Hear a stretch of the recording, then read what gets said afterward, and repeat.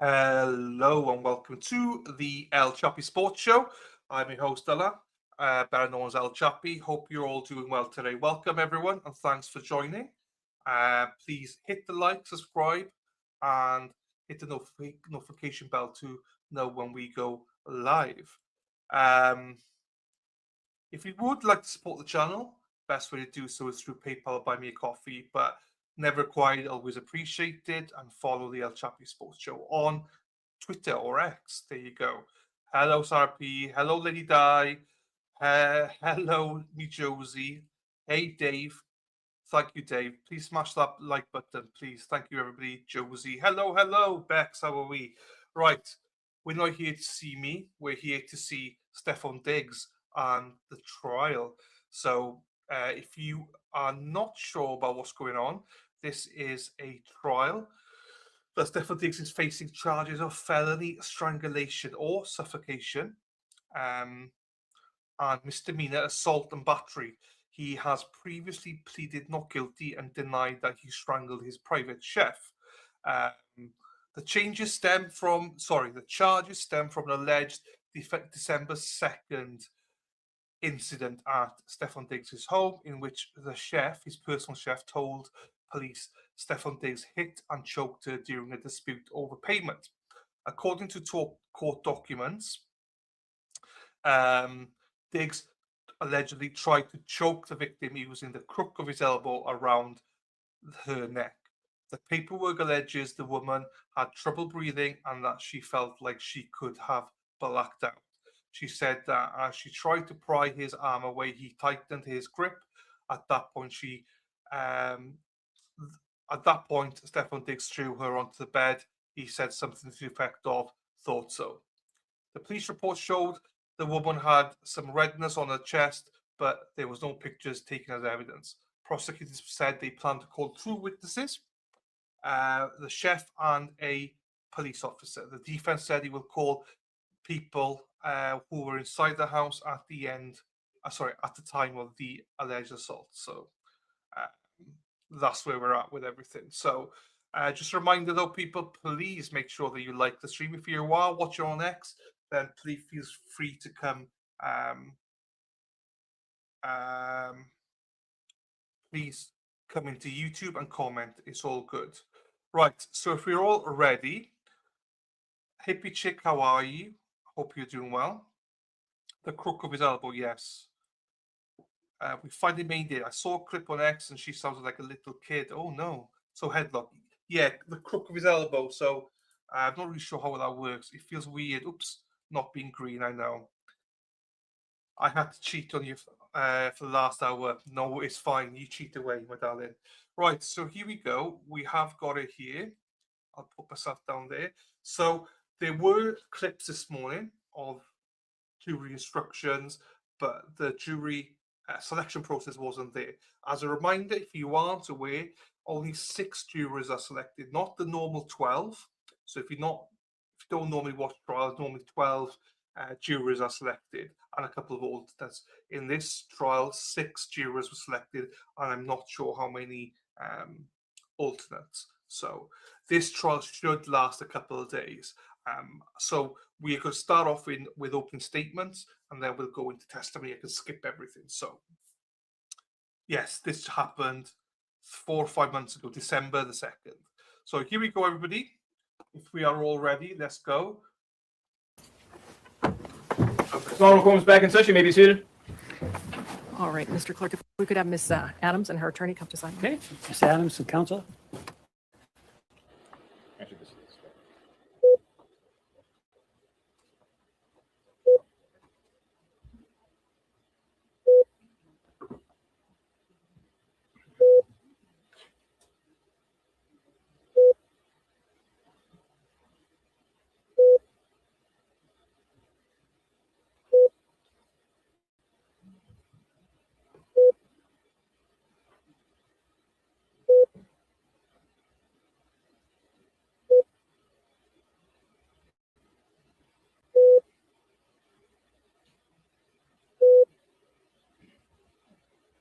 So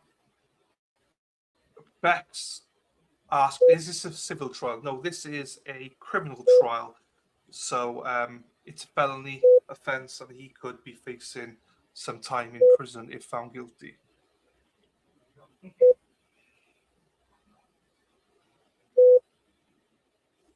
So they are at sidebar currently. So what I'm going to do now is just fast forward a little bit.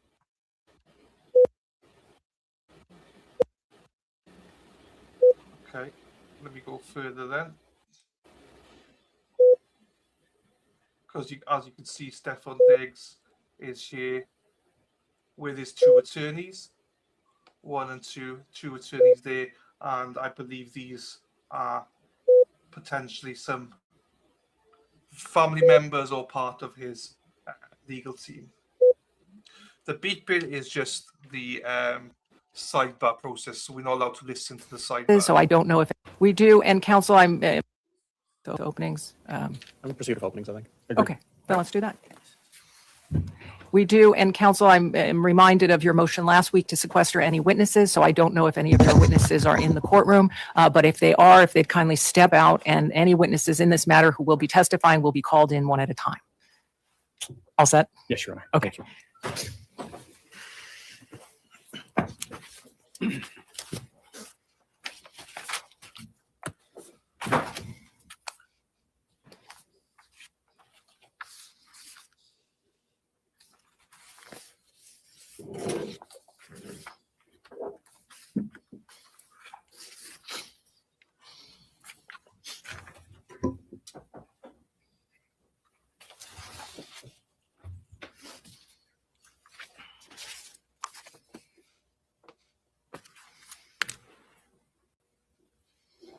So the victim in this trial has left because she's been sequestered because she's testifying. Stefon hasn't been asked to leave because he might testify, but it is his trial, so that's why he's still here. All rise, jurors enter.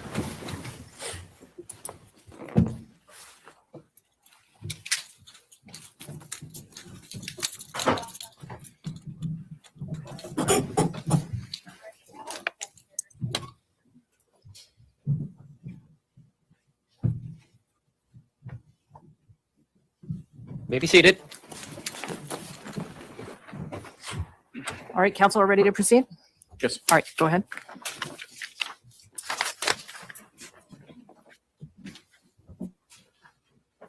Good morning. My name is Drew Virtue. I introduced myself earlier when we had a large group, and now that it's a smaller group, I just wanted to reintroduce myself again. To give you some room to stand on here of parties and what they're doing. My name is Drew Virtue. I'm the prosecutor, meaning I'm going to be presenting evidence supporting the defendant's guilt. Defense counsel will be representing their client. We'll have the clerk here, whose job it is to create a complete record of this case, both for the recording as well as writing things down when need be. The court officers who are up and about are here to make sure that we're safe, as well as help people kind of figure out where they need to go. The judge's job is to, kind of clunky term from law school, be the master of the law. And that leaves you guys, which equally clunky term for the jury is the master of the facts. It's the idea that it's your job, it's your exclusive job, your special job to determine the facts at stake that we're talking about, what actually happened. And this is concerning about what happened on December 2nd of 2025. Now, you're going to have an opportunity to hear from some witnesses. You're going to have an opportunity to hear from Miss Mila Adams. She'll tell you about her career as a private chef. She'll tell you how she came to know the defendant, about how she came to be working as a chef for him. She'll tell you about her experience working for Mr. Diggs. I expect she'll tell you about a disagreement she had with some members of his staff. And then I expect that she'll tell you about what happened on December 2nd. And I remind you, it's your job here today to determine what happened on December 2nd. I expect Ms. Mila Adams, when she takes that stand, she'll tell you how she was texting with the defendant, her boss, Mr. Diggs. That on that text, they started arguing, they started name calling. I expect she'll tell you how she was in her bedroom at his house,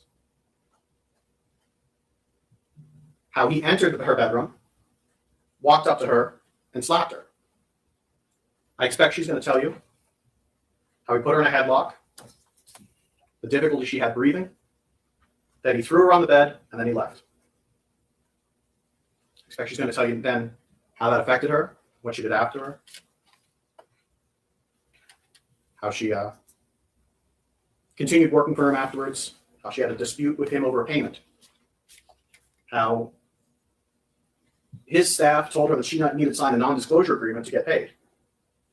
I expect she'll tell you that it wasn't until after this incident in December 2nd that anyone talked to her about a non-disclosure agreement.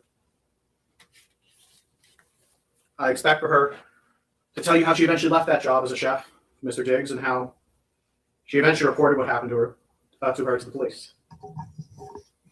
You also have an opportunity to hear from an officer from the Dedham Police, one Kenneth Ellis. He'll tell you about his training that he undertook in order to become an officer and how on December the 16th, Ms. Mila Adams came to the Dedham Police Station to talk to the police. He'll be able to tell you a bit about that encounter, what he saw, a little bit about that conversation, and ultimately how he chose to, how charges were filed against Mr. Diggs. Now, in this case, Mr. Diggs has no obligation to call any witnesses. He may choose not to call any witnesses, and you cannot hold that against him. But in the event that he does call witnesses, I ask that you give his witnesses the same care, the same attention, and the same scrutiny that you give to the Commonwealth's witnesses. It's part of your job as jurors, as the master of the facts, to listen to every witness, to pay attention and to assess their credibility. In doing so, I ask that you keep two things in mind. One, what the witness had an opportunity to see or not to see. Whether the witness had an actual opportunity to witness the crime or just saw things in and around it. And two, what sort of financial relationship each witness had to Mr. Diggs. I imagine the defense may argue that Ms. Adams' financial dispute with Mr. Diggs is an important part of this case, and I'd say it is an important part of this case. But just in the same way that her financial relationship to Mr. Diggs is important, so is all the witnesses' financial relationship to Mr. Diggs. Now, at the conclusion of evidence, I'll have an opportunity to come back to you again. During that time, closing arguments, I'll ask you to come to a decision based on the evidence you heard. But right now, what I'm asking you is to not come to any decisions. Right now, your main job is to listen. It's to pay attention, to give every bit of evidence the attention and the scrutiny it deserves. And when I say every bit of evidence, I do mean every bit of evidence, because in cases like this, every bit of evidence is important. Thank you. Counsel, do you care to open? Thank you, Your Honor. Good afternoon, ladies and gentlemen. The assault the Commonwealth just described in their opening statement in only a few sentences. It never happened. It did not happen. There was no strangulation. There was no assault. There was no incident on December 2nd or any other day. There were 6 people in Mr. Diggs' home on December 2nd, and not one heard or saw anything out of the ordinary. The Commonwealth has no physical evidence. There are no medical records. There are no photos or videos showing any injuries. There are videos showing no injuries at all. Pay attention to where those came from. On December 16th, as the Commonwealth just said, Ms. Adams went to the police, and you will learn that after that, on the very day the complaint issued in this case, December 29th, demands for money from Mr. Diggs began coming from Ms. Adams' agents, starting the end of December on the 29th with over $19,000, and then most recent being a sum for quite a bit more. My name, again, is Andrew Kettlewell, and with my partner, Ms. Silva, we represent Stefon Diggs, who I'm actually going to ask to stand up for a moment. Mr. Diggs is a 33-year-old professional football player and businessman. He played for the New England Patriots last year. He's from Maryland. He's joined here with his mother. Thank you. You're going to learn, ladies and gentlemen, that December 2nd, 2025 was a day like any other for Stefon Diggs. He was in a good mood. The Patriots had played the night before. They'd won. He played well. He was going to head into work on December 2nd, just like any other day after a game, for treatment, film review, team meetings. And that night, on December 2nd, 2025, he and his closest friends were scheduled to fly to Miami, Florida. That was for the 1 week off he had during the season, the 1 week of vacation. It's called a bye week. During that day, after he went to work, friends began arriving at his house, folks who were also joining him on the trip to Miami. There were other people in his house. One of those people who I expect you're going to hear from is his assistant, Janelle Salas. You'll hear people refer to her as Sunny. You're going to hear from Ms. Salas that for the entire afternoon, she was in Mr. Diggs' home in Dedham on Schoolmaster Street, sitting in the kind of main area, living room, kitchen area, watching people come and go. And she was getting things ready for the trip that night. Miss Adams, you're going to hear, was also in that house. She lived and worked in that house as Mr. Diggs' chef for the regular season. And that was from July 2025 to December 2025.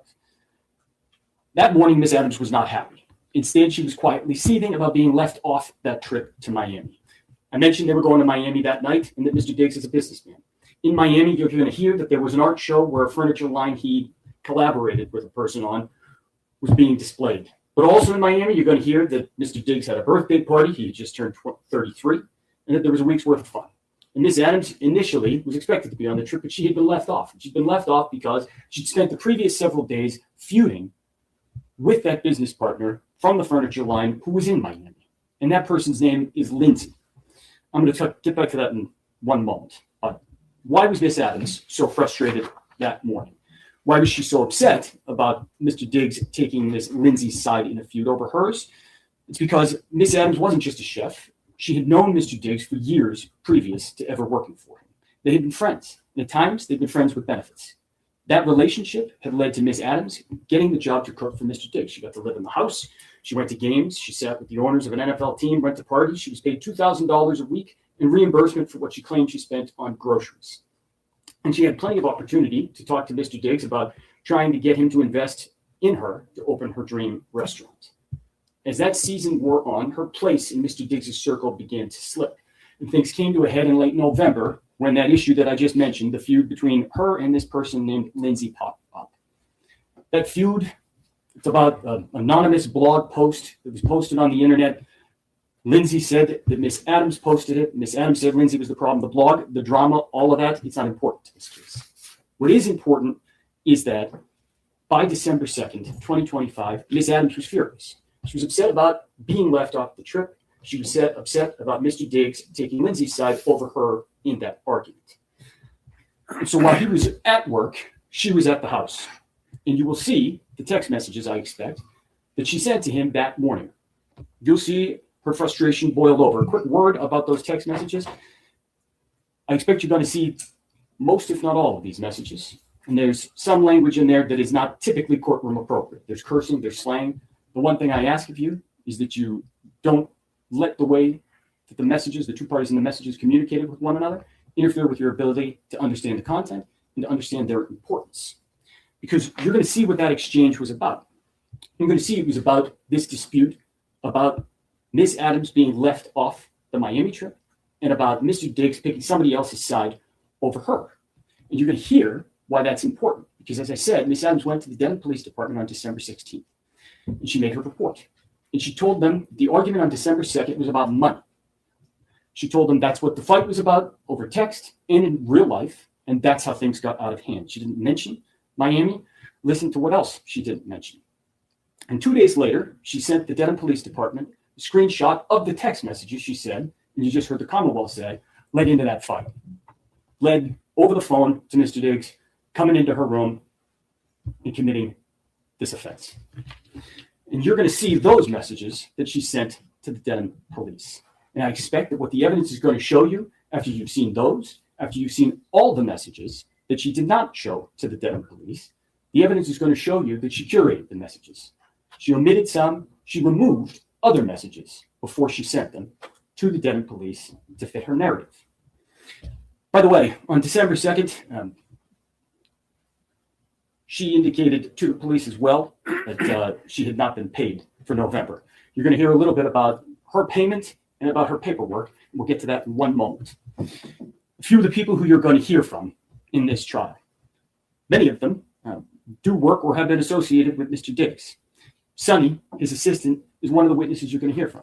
I indicated to you she was inside the home that day, sitting in the living room, watching people come and go, doing her job like normal. She personally spoke to Miss Adams throughout that day, and she'll tell you what she observed. You're going to hear from other folks who talked or texted with Miss Adams that day as well. You're going to learn that Mr. Diggs had a scheduled day. He was at work in Foxborough, and even after he got back from work, he had a set schedule. He had an IV treatment for 1 hour and a 2-hour massage that followed. Following that, as I said, they were getting on the airplane and they were flying to Miami. As for Miss Adams, what you'll hear is that there was nothing out of the ordinary. She was normal. She cooked dinner for Mr. Diggs on December 2nd. She chatted on the phone and spent the afternoon and early evening in the house. And that night, she flew to New York City to spend her week off with friends. Now, I've said normal a few times already in this case, and let me pause and tell you what normal was like in the Diggs house. Mr. Diggs is a highly regarded professional athlete. He owns a clothing line, a furniture line that I've already mentioned in other businesses, and he's a public figure. He's a coterie of family, friends, and staff around him at all times. Good professional athletes are paid very well in this country, and Mr. Diggs is very good at his job. He has the means to support his friends, family, and staff, and he takes good care of his people. You're going to hear that on December 2nd, he was taking his entire entourage on an airplane down to Miami and putting them up for a week's worth of events and parties, and that wasn't even out of the ordinary. So normal in the Mr. Diggs house is a little bit different from normal in your house or mine. But just like any other person in this country, rich or poor, Mr. Diggs sits here an innocent man. And any preconceptions or feelings you have about athletes, wealth, or anything else, you have to put aside and not let interfere with the oath you just took as jurors. So we've talked about December 2nd because that's the day Miss Adams claimed this incident occurred. You're going to hear about other days as well. You'll hear a little bit, like I said, about that November blog incident because it led up to the text exchange on December 2nd. The text exchange, the Commonwealth just told you, led into this physical assault that Miss Adams claims occurred. You also heard a moment ago that she flew to New York City that night. And I expect that you're going to hear from the people she stayed with in New York City. Their names are Shy Charles and Natalia Moses. They're both hairstylists who live in New York City. And you're going to see videos from Miss Adams' trip to New York City. Videos recorded only hours after she had landed, hours after this alleged incident had occurred. Videos from later that week, the next day, and a few days after that. And when you hear about those videos, ask yourself, what am I seeing? Where did the information come from? And what can it tell me? Ask yourself whether what is depicted on those videos is consistent with the Commonwealth's theory that Miss Adams was brutally assaulted by a professional athlete in her bedroom on December 2nd. Ask yourself, what would you expect to see from what the Commonwealth just described in a person's demeanor and physically on their body? There's an old axiom that the simplest answer that accounts for all the facts, that is the true answer. See if the Commonwealth theory accounts for all of the evidence that you're going to get to see over the next day and a half. One other thing that you were going to hear, the Commonwealth mentioned it briefly for a moment, there was that Miss Adams returned to the house in Dedham. You're going to learn that happened on December 9th, 1 week after she went to New York City. One thing you will learn about that return is that on December 16th, she told the police that she was only going there to pack her things. The evidence will show you that that was not true. She actually went back to work just like nothing had happened. Pay very close attention to the details surrounding her return on December 9th. How she got there, what she was doing, what happened after she got back to the house in the middle of the night at about 11:30 p.m. and walked in unaccompanied. Listen for those details about what she did then and what happened after, and ask yourself whether it tends to corroborate the story the Commonwealth just told you, that she was violently assaulted and strangled on December 2nd, or whether it instead suggests that nothing happened on December 2nd. As I said, after Miss Adams got back to work on December 9th, she tried to pretend that things were fine. She tried to get back in Mr. Diggs' good graces to get him to forget about the text exchange back on December 2nd. But the damage, the argument they had on December 2nd was done, and she couldn't get back into his good graces. And even worse, she was now coming back and going to have to comply with the same rules that apply to everybody else. The Commonwealth already mentioned one of those. You're going to hear from Melissa Goddard, one of Mr. Diggs' bookkeepers who came up from Florida. She's going to tell you that she took over responsibility for Miss Adams' payment that fall, and that she found, because Miss Adams had had this previous relationship with Mr. Diggs, that she had never been onboarded as a normal contractor. She had never filled out any normal paperwork. And she told the assistant Sonny and Miss Adams that they needed to follow the normal procedures. Miss Adams needed to sign proper paperwork, including signing an NDA just like anybody else. And she needed to submit actual receipts for reimbursements, just like everybody else. And you're going to see that Miss Adams ignored those requests until she couldn't anymore. And that happened around December 13th. On December 13th, you're going to learn Miss Adams got an email about that paperwork, and she got upset. She got mad again, and there was another barrage of angry text messages to Mr. Diggs. And this time, she wound up getting herself fired for good.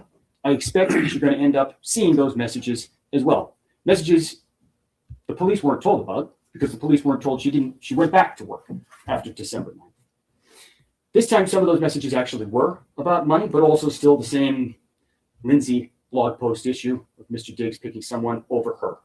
The end of this exchange on December 13th was more specific than December 2nd. Mr. Diggs sent $2,000 via Apple Pay that Ms. Adams claimed she owed and told her she did not need to worry about cooking for him anymore. She was out, and this time she knew there was no getting back in. And listen to what happened when you hear the evidence after that, after December 13th. 3 days later, as you've already heard, Ms. Adams went to the police. She didn't tell them about December 13th, but she'd been fired. Instead, she told them a made-up story. She was furious, and she wanted Mr. Diggs to pay in every sense of that word. And what you will hear is that her demands for money, as I said, began on December 29th, the same day the criminal complaint issued in this case. You will also hear that as this case has gone on and public pressure has grown, that number has only gone up. And I will let her tell you what number she is now demanding for Mr. Diggs. Ladies and gentlemen, Mr. Diggs sits here an innocent man. That's the beauty of the American justice system. You heard a little bit about the way trial works. You heard that the burden is entirely on the Commonwealth to prove its case. Their burden, proof beyond a reasonable doubt, it's the highest burden in our system. And as Mr. Virtue mentioned, Mr. Diggs has no burden whatsoever. One thing Mr. Virtue and I agree on, be skeptical with every witness. And financial incentives certainly do play a role in this case. We will call witnesses. We do so to give you the fullest possible picture of what happened and what did not happen on December 2nd, to give you the clearest picture of the truth. But that does not mean that we have to prove a single thing. The Commonwealth bears the burden, and the burden never shifts. That's how our system works. That's the beauty of it. That when an innocent person like Mr. Diggs is charged with a crime they didn't commit, what can they do? They can do this. They look the Commonwealth right in the eye and they say, prove it. And that's exactly what Mr. Diggs has done. That's why you are here, ladies and gentlemen. That's what a trial is. Mr. Diggs has chosen to place his fate in your hands. You, ladies and gentlemen, are the most important part of our system. I thank you, and Mr. Diggs thanks you for being here and for your service. You are the only people who can and who must hold the government to its burden. And the way you do that, it's not fancy. It's by using your common sense, your life experience, tools you use every day of your life to weigh credibility and to make decisions. And our system depends on that. You are the judges of credibility. And so I ask that you listen carefully, you keep your full attention while you're here, and that you remember that the simplest answer that accounts for all the facts is the true answer. One of the worst things that a person can go through is to be charged with a crime that they didn't commit, especially in a situation like this one, where the charge hinges entirely on the word of a single person, and that person has millions of reasons to lie. So let's have a trial. And at the end of it, at the end of all the evidence, after you have heard it, I'm going to have the opportunity to come back and discuss the evidence as well. And at that time, I'm going to ask you to deliver what I expect will be the only true and just verdict in this case. And I can tell you right now that that will be to find Stefon Diggs not guilty. Thank you. Thank you, counsel.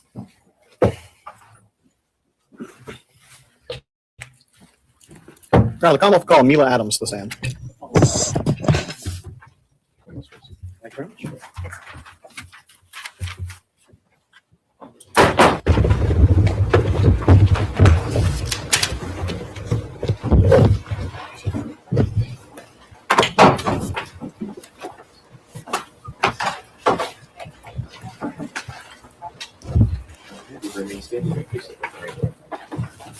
Please raise your right hand. You solemnly swear the testimony you're about to give in this hearing shall be the truth, the whole truth, and nothing but the truth, so help you God. Mary Byer, You may. good afternoon. Good afternoon. Could you please state your name and spell your last name for the record? Jamila, Jamila, Adams, ADAS.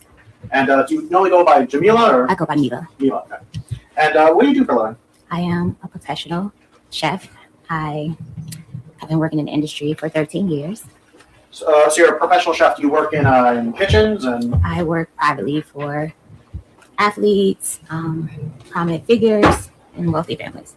So you're a private. Is there a difference between a private chef and personal chef? Are those the same things, or? It's pretty much the same thing. And how long do you say you've been a private chef? 13 years. 13 years. And what sort of training did you take to become a chef? I went to school for clinical psychology, so I have a degree in psychology. But I followed my passion in cooking because I grew up in the South and we cook. So I did some training in France and also Italy. And kind of very very generally, what does a private chef do? We provide daily meals for our clients. So that would be breakfast, lunch, dinner, snacks. It's typically a live-in situation. So readily available to them, kind of like 24 hours a day. So I would say it's based on client's needs. So And each client would, whatever your health goals were or health issues were, I will help you get better. so you mentioned a little bit about what kind of clientele have you worked for? Athletes, entertainers, And without naming names, what kind of athletes or entertainers do you mean? singers, football players, basketball players, baseball players, And are these professionals? very professional. How much do you make in that though? It ranges, depending on the needs they need from me. If it's a full-time live-in, it can range from anywhere $5,300 a week to $10,000. Turning your attention now to a Mr. Stefon Diggs. Do you know Mr. Stefon Diggs? Yes, And how do you know him? I've known Stefon Diggs for over 4.5 years. And how did you meet him? We met in December 22 through an Instagram message. He first wanted me to cook for him. And do you see him in the courtroom today? Yes. And could you identify him through? I see you're pointing at someone, but can you describe him just because we have to have everything on the record? You describe him either by clothing he's wearing or hairstyle, anything like that? Blue shirt and blue tie and blue suit. Your Honor, may the record reflect that this witness has identified the defendant as Mr. Stefon Diggs? It will reflect the identification of the defendant. Thank you.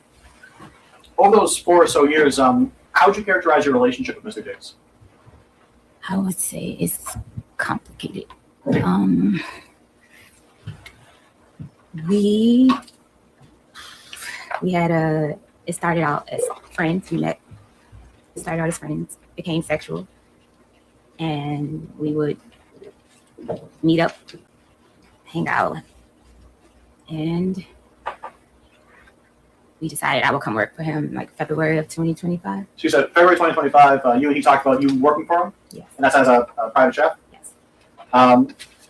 What were the sort of terms of your employment? Like were you going to be living with him? Yes. And how many meals or what was it like working for him?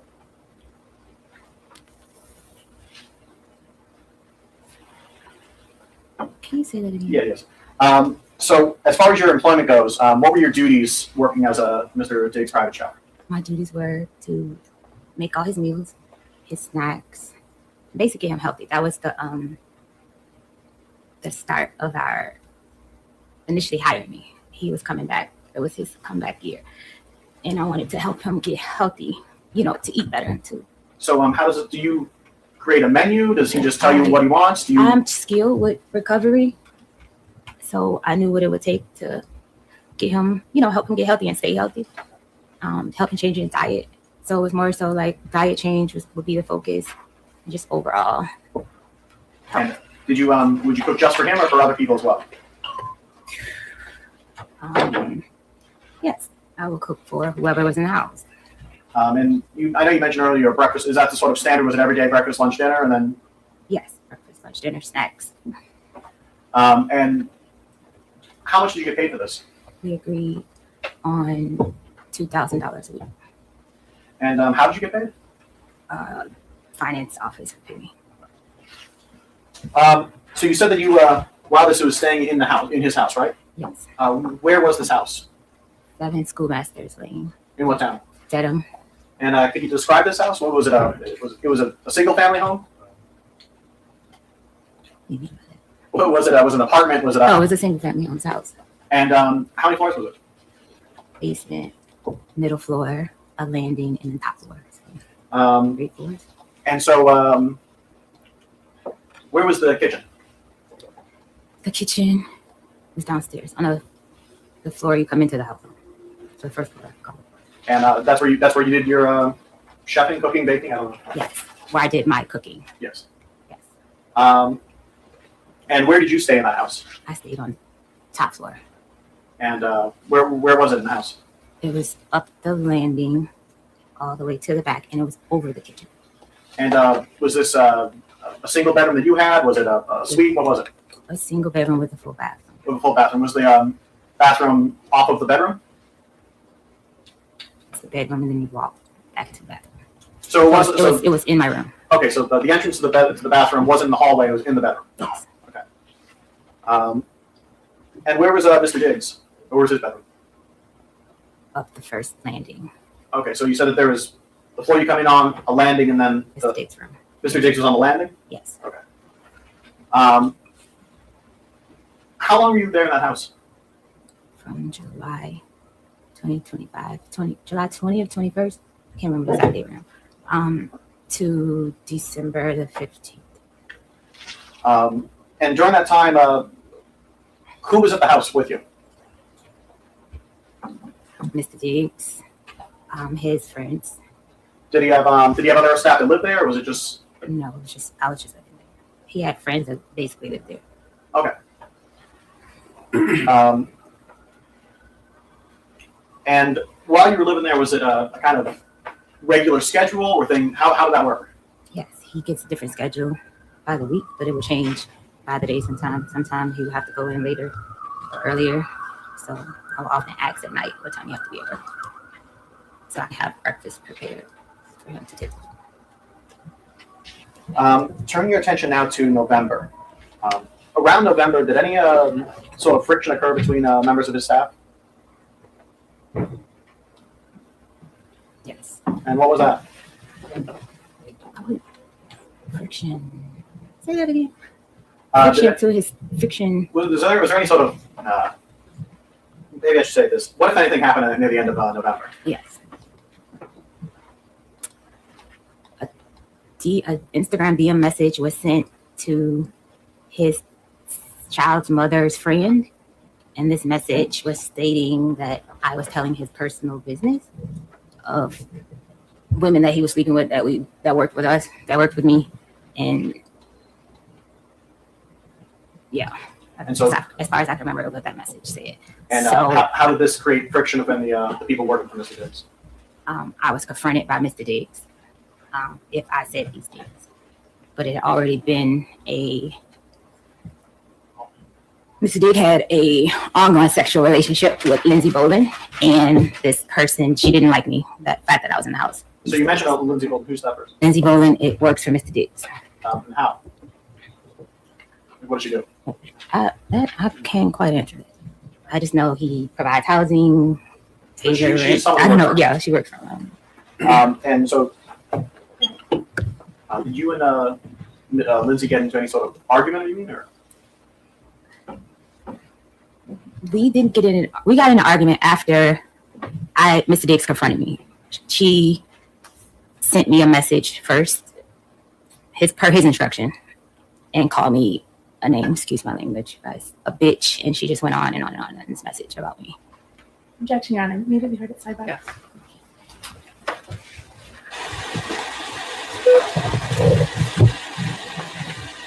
Guess what?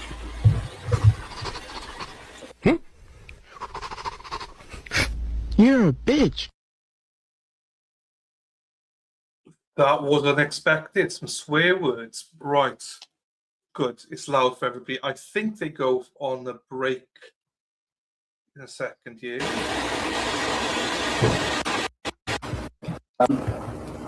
So at some point, members of the staff were supposed to go down to Miami, right? Yes. You said the whole staff. How many people was this? I'm his assistant, myself, and his friends. Who was it? And did you end up going down to Miami? No. And why is that? Mr. Diggs told me that I couldn't go because me and her had an issue from November 26th issue.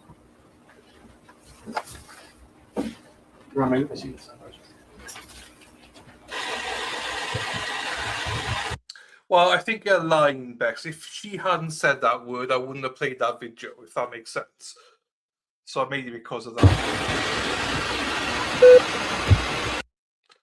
So that's why. Also, you can blame Josie. Josie started it. But right, they do go for lunch now, I believe. All right, jurors, at this point, we are approaching the lunch recess, so I am going to release you to the lunch break. We will resume in about an hour, just about 5 to 2. I want to remind you that you Right, we can skip that and go live.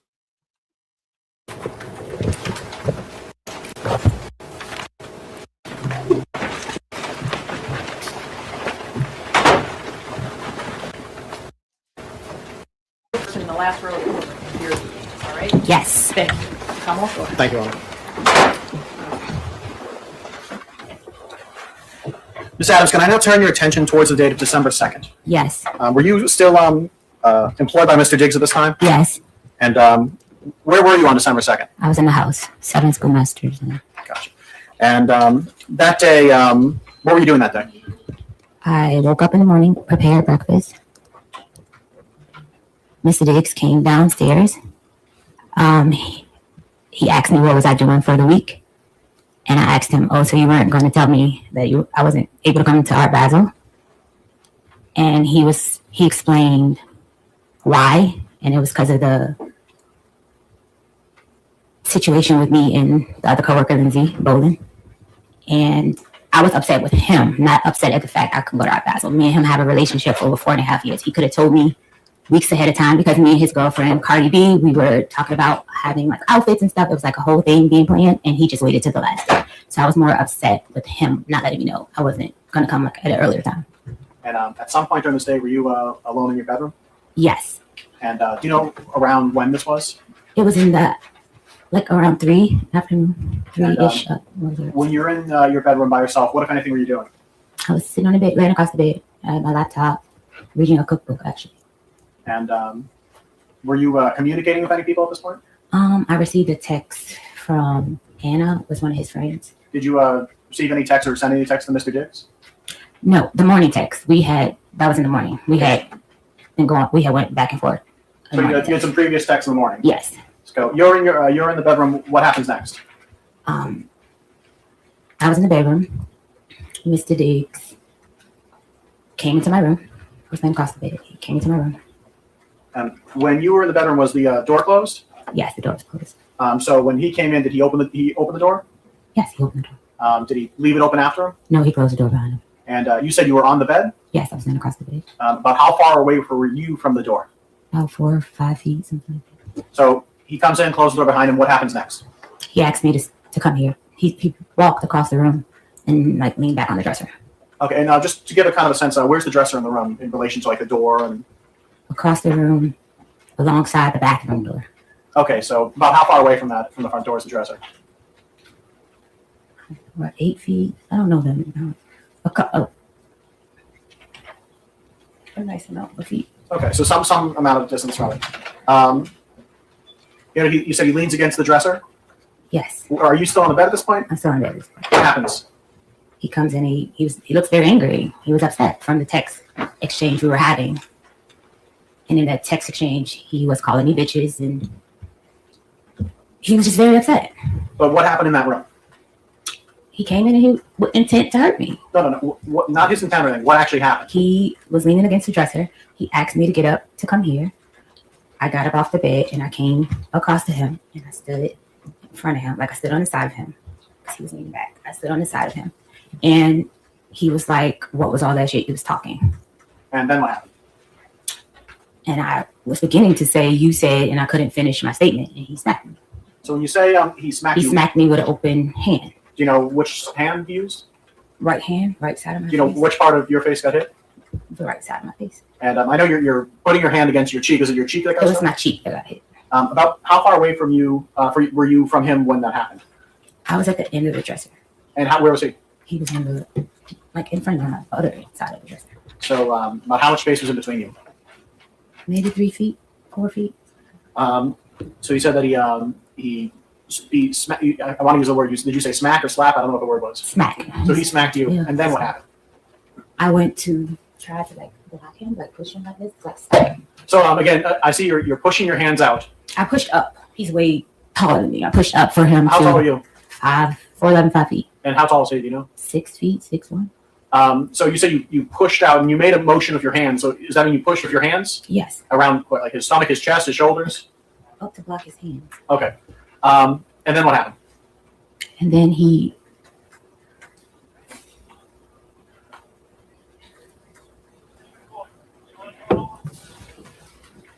I don't think it. Yes, you can.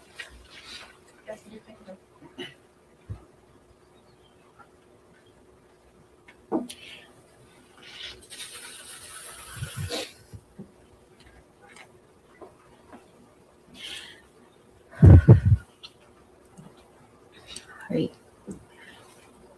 When I went up to push his hand, like block him, like block him, he took his arm and he like came around my neck with his elbow around my neck, and he began to choke me, pressure on my neck with his elbow. So you said you pushed against him, and then he put his arm around your neck. Yes, You know, were you facing away from him? I was facing him. You were facing him. He put his arm around your neck. Yes, he like spun me around. He spun you around. No, like he. I will have to show you more so than I can describe it. Describe as best you can. I was standing in front of him. When he slapped me, I went to like try to hit him back like this.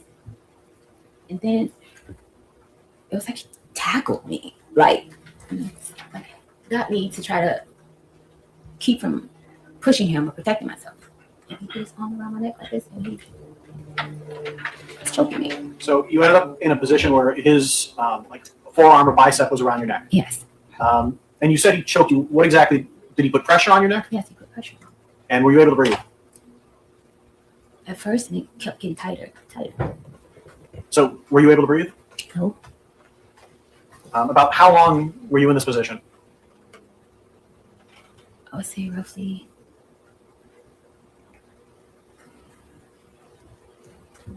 I can't recall the amount of time. I just know it went from the edge where we were in front of the dresser to the side of the bed to him falling on top of me on the bed. So about how far of a distance is that? About maybe 4 or 5 feet, something like that, 5, 6 feet. At some point, did he let you go? Yeah, he let me go. When we got to the side of the bed, I was pushing back. I started to do a move that I saw off of social media. He said to me, that shit is not going to work. So you say you tried to do That a was a move. defensive move where you try to put your hands underneath the person that's trying to choke you. It's like something I saw on a women defensive page or something. And he said, that shit you see on Instagram is not going to work. And that's when he got tighter. Like the more I was trying to put his hand, he got tighter. And then what happened? And then I was pushing back. And then he like fell down on top of me on the bed because I was on the side of the bed. And it was like, he was like letting me, like, I guess he was about to let me go. But as he was getting up, he like pulled my hair. And he was like, yeah, I thought so. And then what happened? He got up off of me, off the bed behind me, and he walked around the bed. I told him I still haven't got paid. He said lies. And he was like, so what are you doing? So what are you doing for the week? And I was like, I'm staying here. He said, I don't want anyone in my house. I don't want anyone here. I was like, okay, so who's going to get my ticket? He said, who always gets your ticket? And that's it. He walked out of the room. So from the moment he entered the room to the moment he left, about how much time went by? My last text to Anna was probably like 3:30 something.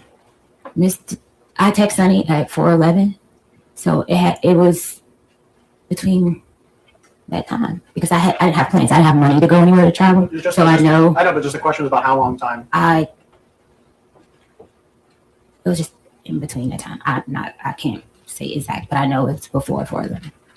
So was that 10 minutes, 20 minutes, 5 minutes? He was in the room probably maybe 10 minutes. 15, I'm not sure. When he left the room, what happened next? I looked down at my pants. I had peed my pants, and I had just came off my cycle, and I was bleeding really bad again. I guess because I was so scared, I changed my pants, and I cleaned up myself, and I came back in the room, and that's when I texted Sunny to get my flight. And where was that flight to? Atlanta.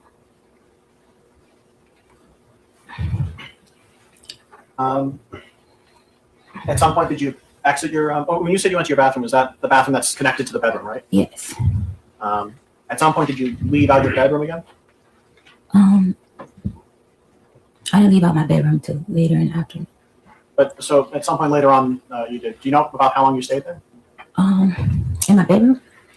A while, because I was trying to figure out what I was going to do. So at some point though, that later on that day, you exited out of the bedroom, Yes. and what did you do next? When I exited out of the bedroom, while I was in the bedroom, I was packing my clothes to leave. I called another coworker, I would call her, and I just asked her, like, you know, what she was doing, and she was like, I told her I wasn't able to go to Art Basel, and that I was going home, and she was like, oh, you should come here, and I was like, here, you know what, I'll come there. When she said here, what does that mean? New York City. So I then proceeded to change my flight to go to New York. Okay. And when was that flight going to be? I just know I landed at 10:49. It was a later flight. What is that day? It's that day, yes. Did you see Mr. Diggs anytime after that happened that day? Yes. And what was that like? He was getting a massage, and I was leaving out. By the time I saw him, I was handing over birthday gifts that I had got So when you said you're handing out birthday gifts, who were you handing out birthday to gifts? him. This is a gift that you had already purchased, or Yes, I normally give him a birthday gift every year. when's his birthday? November 28th. Okay, so this was a little bit afterwards. Yeah. So at some point, did you leave this house? Yes. How did you leave to get to the airport? Car, a Uber. Right, and so an Uber came and picked you up and brought you to the airport. Yes. You went to New York. Was it New York City or New York State? New York City. Also New York City. Yeah. Mhm. And who did you meet up in New York City? I met up with Shy Charles, and she picked me up from the airport, and we went to pick up her friend Talia, and then we went to her ex-husband's house to pick up something or to do something she had to do. We were there. We ordered wings and watched a movie. Watched some videos. And did you tell anyone here about what had happened to you? No, I didn't tell anyone there because they have their own interpersonal sexual relationship. So I wouldn't have never told her anything like that. How long did you stay in New York? I stayed in New York Tuesday to Tuesday, so 7 days a week. And did you come back to Massachusetts? Yes. And did you come back to working for Mr. Diggs? Yes.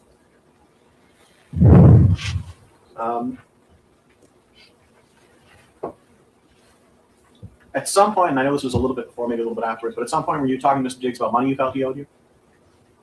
It was past wages. Okay. Yes. When did you first start? When did you first bring that up with him? During the week of Art Pass, I want to say like maybe the 5th or 6th. Of December? Yes. Okay. And so you felt that he owed you some money from wages that weren't paid. Is that what you're saying? I wasn't paid for the time of the month. Like I hadn't been paid for the weeks that I put in at that time.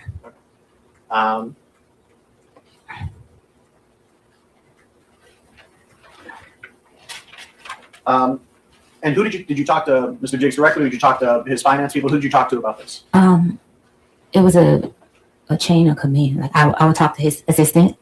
But his assistant was under investigation for stealing watches and money. So I don't know if my Objection things. sustained. That portion of the answer will be stricken from the record, and the jurors will disregard it, give it no consideration during court deliberation. Please answer the question asked. Commonwealth, next question. Thank you, Your Honor.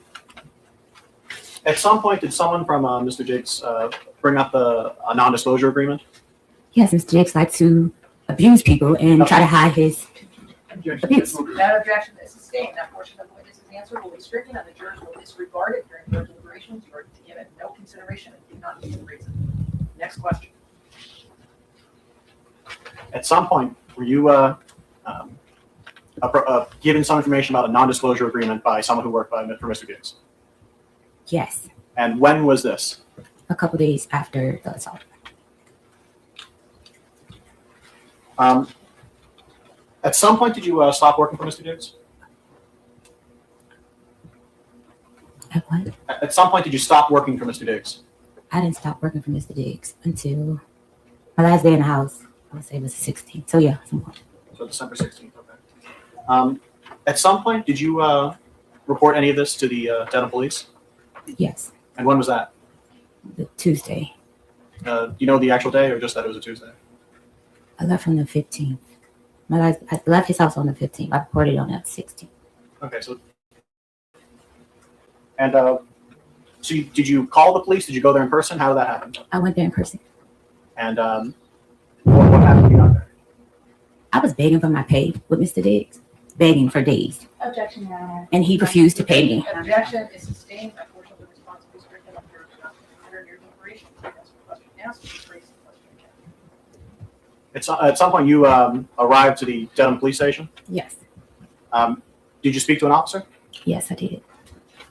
And did you tell the officer about what happened on December 2nd?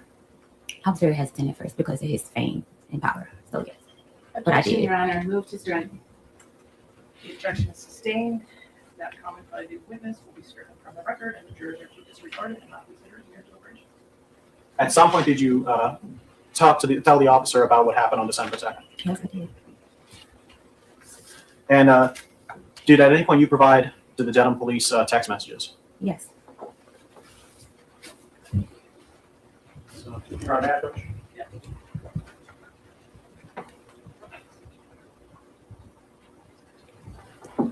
Your Honor, may I approach this witness?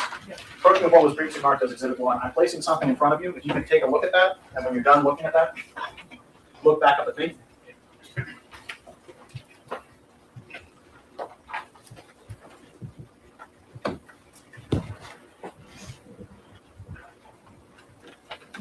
Do you recognize what that is? Yes. What is that?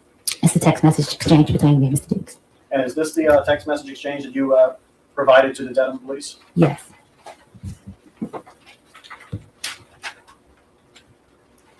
I deleted messages because making the report to the police in my previous abusive relationship, me. Stay still. Stop. That part of the answer is stricken from the record. The jurors will disregard it. Now, please answer the question that is put to you. And if you don't understand it, you can have it restated for you. Counsel at sidebar. Oh wow. Oh wow. Oh wow is all I can say. This is like the jury. Oof. She's right. She's reading, the judge is reading the riot act to the prosecutor, being like, yeah, get her under control because this is ridiculous. She is trying to get her. I think she's trying to get her 15 minutes of fame. Why is he zooming in there? Because she's putting the whole story out. She wants to get everything and anything out there. This is not appropriate. I don't think the jury are gonna like her. I don't think the jury will like her. Well, hang on, let me go back a second. Marked as. Your Honor, may I approach? Go right ahead. Turning your attention to what is marked as Exhibit 2. Do you recognize what this is? You can look through it. There's one page. One minute. I recognize it, but the messages is cut off. There's I believe 3 pages to this. 4 pages rather.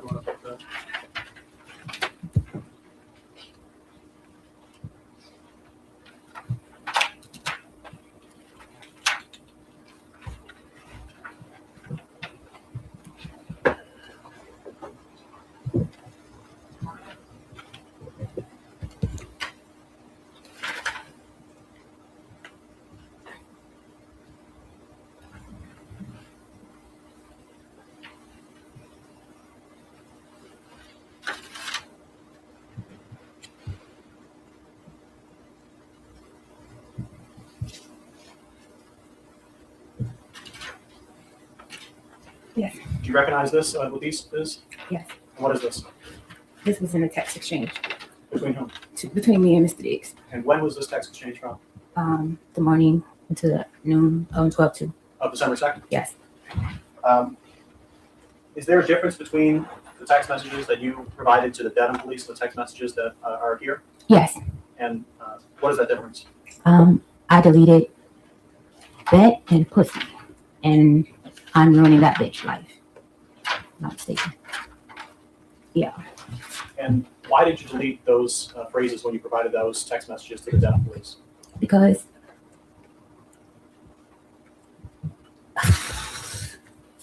when I was abusing my previous relationship, when I would say things, The objection is sustained. He would. The objection is sustained. There's no question there. Again, the jurors will disregard it. Sidebar. Oh my days. She's losing her cool. She's getting really agitated now as well. She's like, this is not, I want my story out there. I need my 15 minutes of fame. Oh my fucking God. Oops, sorry.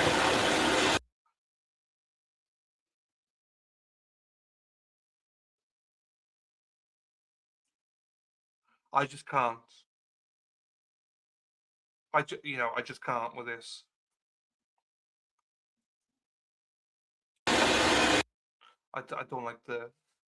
I'm shocked. I didn't expect this, if I'm being honest with you. I didn't expect this.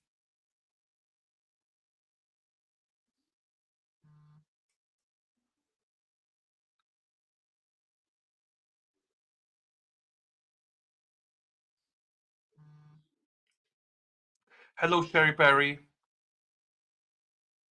How are you? Nice to see you.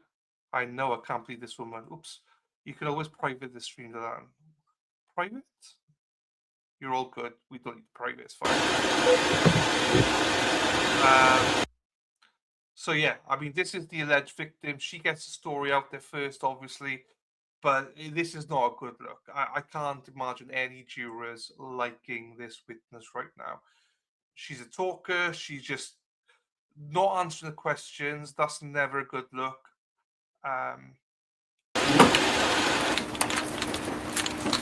All rise, jurors can step down this way, please.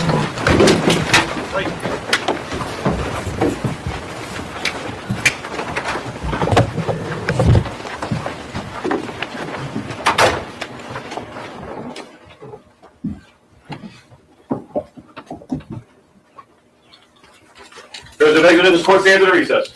Please in the hallway. Thank you. So I imagine they took a recess for her attorney to compose her, to explain to her, this is how it works. So stop, because something's going to happen. You know, if you don't behave, you'll be held in contempt yourself, and you'll be in jail.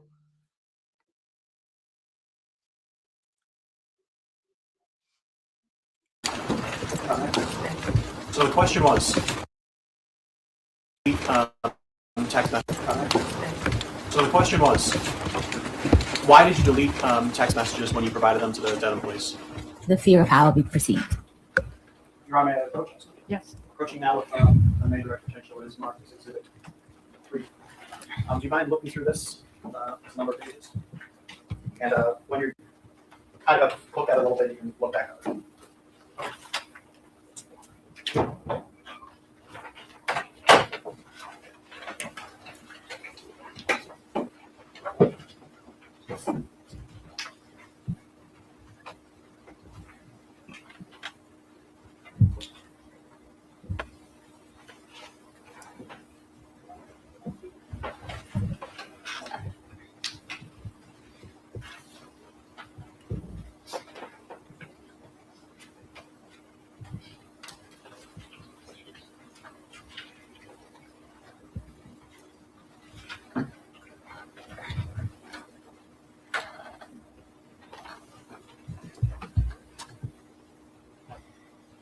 I'm reading all of them or just that first page? Have you got a few of those? Always say, from what you've seen, do you recognize what these seem to be? Yes. What are these? Text messages about the, Do you know who the text messages are between? yes, between me and Mr. Diggs. And do you know when these text messages are from? 12-2. Yeah, 12-2. So were those text messages that were going on between you and me that morning of that day? Yes. And if I can ask you to maybe go to the third last page on this. In this whole thing? Of this section. Your Honor, may I approach and Yes.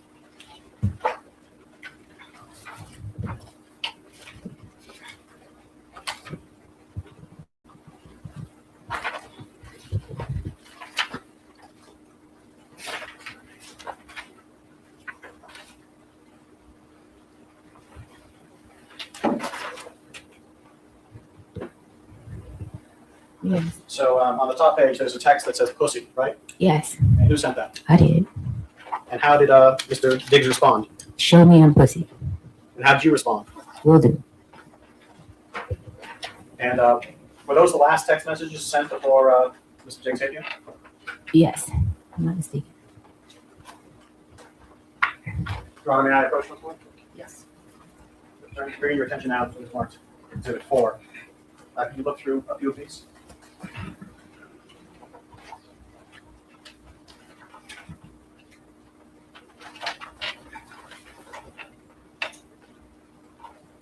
And do you recognize what these are? Yes. And what are these? These are messages that I sent him asking to be paid. And do you know when around these were from? It was a couple days after. They were at Basel 12/5, it says. Yeah, and I was waiting for my money for a while.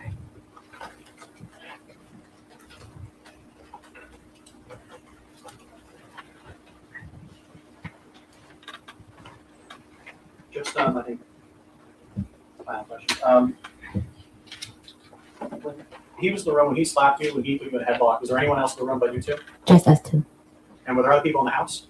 Yes. Do you know where they were in the house? Downstairs. I'm not mistaken.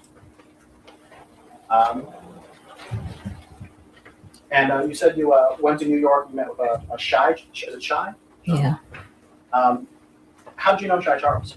She works for him. Okay, so, She braids his hair. and so, has she known you longer or him longer? Him longer. No further questions, John?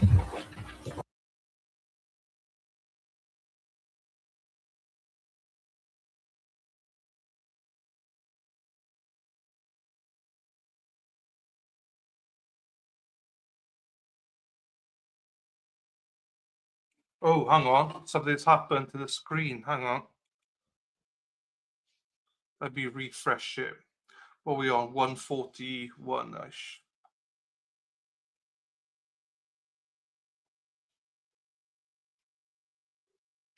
Something seems to have happened to the stream, which is fine.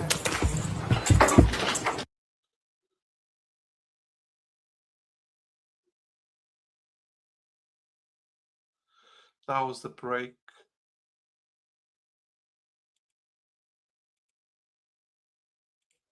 Me this season. I appreciate you. No, hang on. Let me go back to find it. It was a change. And who did you talk to Mr. Diggs directly, or did you talk to his finance people? Who? That you guys should have me begging for my money from Mr. Diggs. Ms. Adams. Yeah. December 2nd, on your work,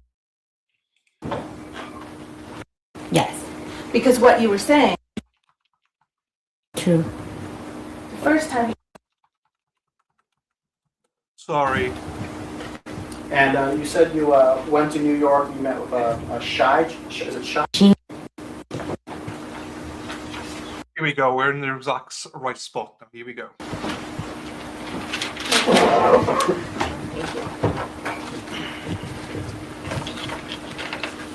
Ms. Adams, today is not the first day you've told the story of what you say happened on December 2nd, true? True. The first time you told the story was on December 16th, right? Yes. And that was to Officer Ellis of the Denham Police Department, right? Yes. And you sat with Officer Ellis, right? Yes. And you told him your story, Yes. and he took notes of what you were saying. Yes. Because what you were saying was important to issuing a criminal complaint, right? Objection. I don't know what a criminal complaint is. I was Well- making a report. I don't know. You were making a report to the police Yes. about what you said was a violent assault, correct? Yes. And your purpose in making a report to the police about a violent assault was to start a criminal case. No. I made a criminal report to have a report to document it. So documentation was important to you, right? Yes. The story that you just told to this jury under oath was very different from what you told to Officer Ellis. Do you agree with me? Yes. What you said to Officer Ellis when you reported this crime,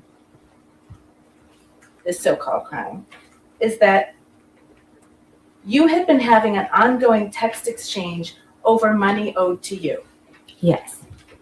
You told the police officer who filed the criminal complaint in this case based on your word that your fight with Mr. Diggs on December 2nd was over money. True? Yes. Except you just testified under oath to this jury that you didn't start talking about money until December 5th, right? What did you say? You just testified under oath to this jury. I have been begging for my money since December the 5th. Mr. Diggs, and throughout those messages, you can see that I was begging for my money since that day. Which message? Are you talking about Exhibit 3 that you just looked at? It's other messages that you guys should have me begging for my money from Mr. Diggs. Ms. Adams, Yes. do you recall testifying under oath to this jury that your fight on December 2nd was about Lindsay, your anger at Lindsay, and you being told you couldn't go on the Miami trip? My anger was at Stefon. I never said my anger was at Lindsay. You were angry at Stefon on December 2nd Yes. because you were told you couldn't go on I was Miami. angry at Stefon because we were friends. He told me at the last minute I could not go to Art Basel. And yet when you walked into the police station on December 16th, you said you had been having an ongoing text exchange over money owed to you. Yes, money owed to me after I asked Mr. Diggs on December the 2nd, when can I get paid? Your Honor, may I approach?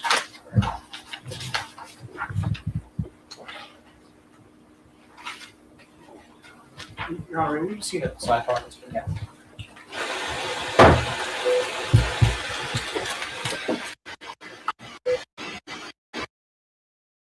Show you document.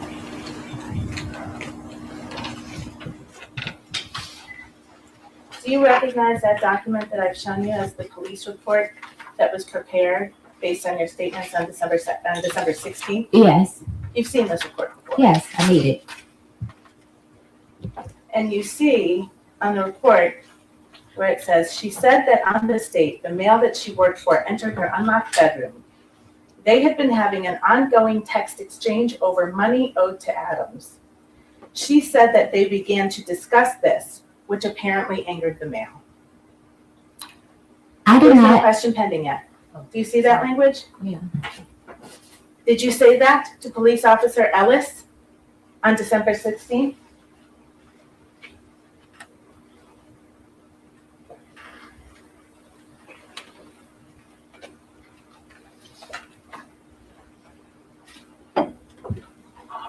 yes, I see it.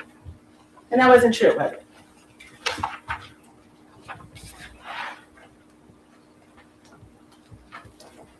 To my recollection, it was true. We did discuss money and payment. Ms. Adams, you just testified under oath about what happened on December 2nd. according Okay, to I also didn't put in the police report our sexual relationship because I was ashamed. The police report got leaked. I didn't put a lot of things. The most important thing was the attack in the police report. Me reporting anything outside of why he got upset, I didn't feel the need to put it. I was scared of how it was received by the public. He's in a very public relationship with Cardi B. So I did not put a lot of things in the police report. My most important thing was him assaulting me and choking me inside. So that was the most important thing that I put in the police report. I was very vague. I didn't feel the need that I had to go and explain the relationship. When you were asked questions, you actually gave. I all didn't the answers. feel, You must wait until I finish the question. Wait until counsel answers the question. Answer it, if you don't understand it, answer it. Because you didn't feel it was important. When you were asked questions about what happened on December 2nd, you lied. It did not change what happened on December the 2nd. I'm It gonna did try not my change what happened on December the 2nd. He choked and slapped me. Ms. Adams, I'm going to try my question again. Because you didn't think it was important when you asked the questions of Dedham Police Officer Ellis on December 16th, you lied.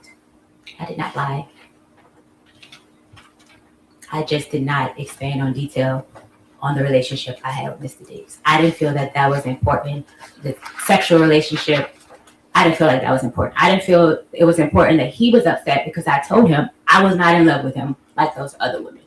I was ashamed of being with him. I didn't feel the need to explain it to the police officer. Ms. Adams, please answer the question. The council can ask you the next question. All right? Under oath, on December 2nd, when you claim Mr. Diggs walked into your room, you had not been having a text exchange fight over money. The last text exchange fight was over money. The last text exchange was me saying, you need to pay me out for the rest of the season. I'm out of your life. Give me the money for my business in that order. That was the last text exchange. His response to me, Well, ma'am, before we get to his response, why don't we get you to will what be you paying were me out for responding the to? season and the money you said you will give me for my business. Wasted my, excuse my language, fucking time being here because you have a, excuse my language again, fucking circus going on. I am out of your life. I am ruining that bitch life. All right, Ms. Adams, you're going to listen to council's question. You're going to answer that question, and then you're going to wait for the next question. This is not an opportunity for you just to say whatever comes to mind. Okay, All right, it is to be responsive to the question presented. okay. Next question, council. Thank you, Anna. That response that you just read, that was actually a response to something Steph wrote to you, right? That was a text exchange over Yes or money. no question, ma'am. What was your question?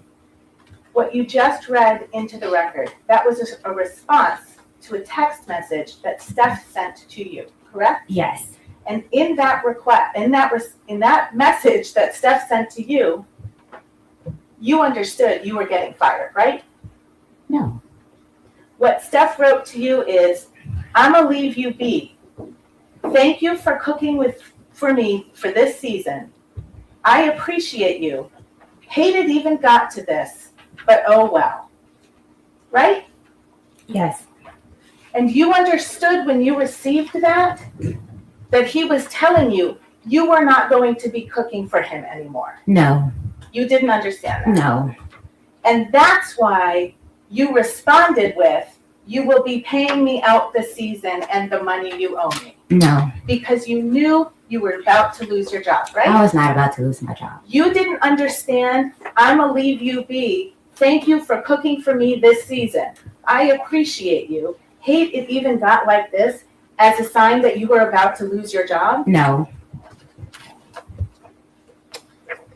In any event, you didn't tell Officer Ellis on December 16th when you reported this assault, any of that, right? the last text message was about money.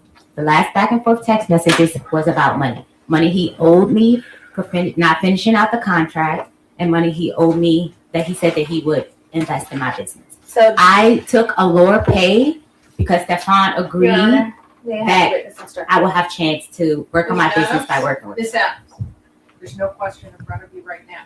And again, please answer the question put to you. It's not an opportunity for you just to end with your story. You told other falsehoods to Officer Ellis, didn't you? No, not to my knowledge. You told Officer Ellis that you had injuries from this alleged assault, right? I told him I had bruising, meaning redness, and soreness on my throat.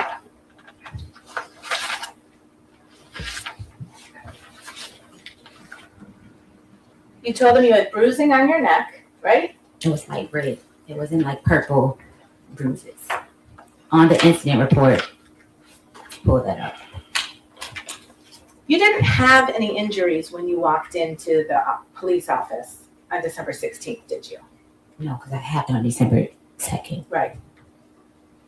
So any injuries that you would have had, you had a reason for why they weren't there, right? It happened, it faded. The fading went away the night. And did you take any pictures of your injuries? I was in shock. The first thing was not to take pictures, it was get it together. I thought you just testified under oath that you had just received a text message from a woman named Anna. That's Anna Kokolis, right? You're in the wrong timeline. You didn't just testify under You're on oath. the wrong that Anna- timeline. You didn't just testify under oath that you were sitting on your bed, reading a cookbook, got a text message from Anna, and Mr. Diggs walked into your room? Mr. Diggs walked in minutes after I texted him. That's how I based the time on what time he walked in the room. Okay. So you had a phone in your hand when he walked in the room? My phone was on the bed. I was reading a book. I wasn't texting her in the moment of Mr. Diggs walking in the room. No. Okay. But you had a phone right there in your room? Yes. It's an iPhone. Yes. It's got a camera on it. Yes. You can take videos with it. Yes. And you do take videos with it. Yes. You take pictures with it. Yes. You take pictures of yourself with it. Yes. A lot? Not often. Not often. You have social media account for your business, don't you? Yes. Do you post things on your social media account? I'm not as active as I should be. You don't use your iPhone to take videos or pictures for that? I'm not a very active person on social media. I see. But you certainly had a phone in your room when you claim you were violently assaulted and injured, right? That has nothing to do or justify the reason I was attacked. It's a yes or no question, ma'am. Yes, I had a phone. You took no pictures of your face or your neck or That your has chest? nothing to do. I need to finish my question. Okay. You took no pictures of your face on December 2nd, did you? No. No pictures of your neck on December 2nd, right? No. No pictures of your chest on December 2nd. No. You said Mr. Diggs hit you across the face. Did you have any marks on your face? No. You understand Mr. Diggs is a professional football player, right? Yes. He's an elite athlete. I don't know. He's an athlete. You don't know that he's an elite athlete? I guess. Okay. You call him that. And you testified he slapped you across your face Yes. and you had no marks from it. I was red. I was red. I'm lighter complexion. Bruises, they get worse over time. Do you agree with me? It was redness. It wasn't bruises. Oh, hang on. There's an objection. Let me roll on the objection. That is overruled. You may answer the question. I have redness, Mark. Like, I'm light skinned. I turn red when You also get bruises, don't you? if I hit something hard. Yeah. Right. And bruises get worse over time, right? Okay. I'm not Do they? sure. I'm not sure. I don't get bruises a lot. I don't recall. Do you recall telling Officer Ellis you were bruised on December 2nd? My idea of bruising is soreness, hurting. I was red. It was redness. My face was red and on my chest was red. I didn't turn purple or pink or anything like that. I didn't. It was redness. Because you didn't have any injuries when you walked into the police station on December 16th, Officer Ellis actually sent you a form to fill out to describe the injuries that you said you had on December 2nd, right? Yes. And you filled out that form, right? Yes. And you didn't do it on December 16th, did you? No. He actually emailed it to you, and you took 2 days, and then you emailed it back. True? Yes. Okay. And on that form, you put that your chest and throat were very sore for days after, right? Yes. And you put that you had redness, tenderness, pain, and bruising on your neck, right? Like I said, bruising for me is redness. It was sore. It was redness. Well, you filled Faded out, away and literally like maybe by the next day, if earlier than that. Ms. Adams, when did you learn that the defense had provided videos of you to the Commonwealth? Maybe yesterday or Friday, I think.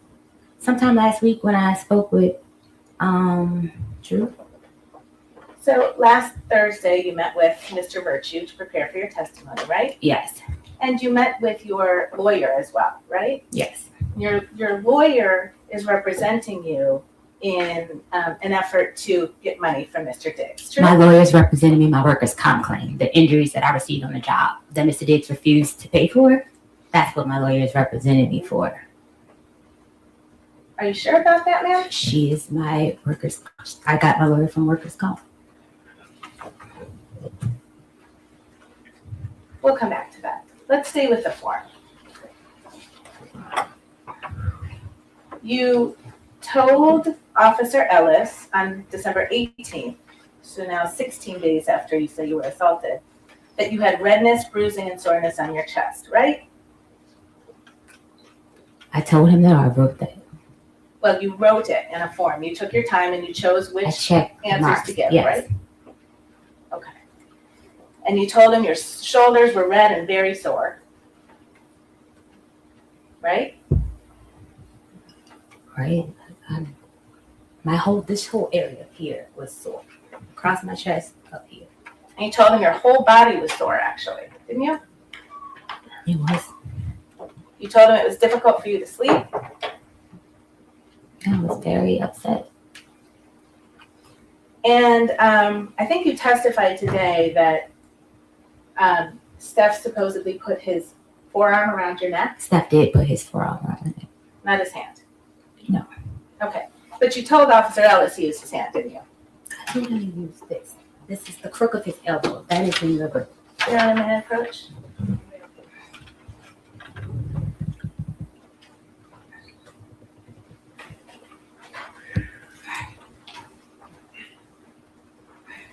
That's the form that you filled out over a course of 2 days and sent back to Officer Ellis, true? Yes. And if you look right in under the heading method and or manner of strangulation suffocation, right in the maybe top third of that page. You see that? Yes. Question number 2. How was the victim strangled? Check all that applied. See that? Forearm, right hand. You told him you were strangled with his right hand, true? The forearm, right hand. That is what's checked. Okay, but you just testified under oath it was only his forearm. This is the right side. I'm little. Everything went across my neck. So you were, that is what I meant by forearm, right hand was his whole right side. Right hand was the smack and forearm was the choke. How was the victim strangled? That was, right hand meant smack, but his whole right arm was across my chest. you also estimated the level of pressure that the suspect used during strangulation. Do you remember doing that? Yes. I peed myself and I came back on my cycle really heavily. So that was So a it yes was or no question hard. there? You gave it a yes. You remember doing that, right? Yes. And you had a choice. Low is a 1 and 10 is a high. See that? Yes. What'd you pick? 10. 10. Yes. You said Mr. Diggs is 6 feet tall. He's actually 6'2", right? I don't know. You don't know how tall he is? You've known him for 4.5 years. I don't know. He's taller than me. Way taller than me. Okay. And you know he lifts weights every day, right?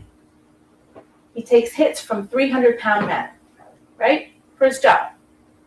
True? I guess. Do you know that? No, I don't know what his role is. I thought he ran the ball. I don't know if people, I'm not sure what he does.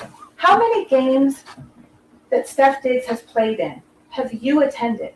I don't know football. I don't watch it to know what's what. I've attended a couple games. The question was, how many of Stefon Diggs' games have you gone to and watched? Gone to, maybe 4. And you don't know that he gets tackled in that game? I don't watch it, honestly. I'm just there for the vibes. I don't really know what be going on in football. I don't know the rules. I think you will agree with me, that if Stefon Diggs used 10 out of 10 force on your neck, It was You 10 would- for me. For my little body and what I couldn't breathe, it was a 10 for me. the question was, estimate the level of pressure that the suspect used during strangulation. It felt a 10 to me. I could not breathe. So you chose to answer a different question than the one you were asked. This questionnaire is about me. Why wouldn't I answer it about me? this is not a questionnaire that's a united, I don't know how to say it, a global, this is about me. This is what happened to me. Okay. But you will agree with me, hypothetically speaking, if Stefon Diggs used 10 out of 10 strength to choke someone, anyone, that person would have bruises on their neck. I will not agree. You will agree that if Stefon Diggs used 10 out of 10 force to choke you, you would have bruises on your neck. Objection.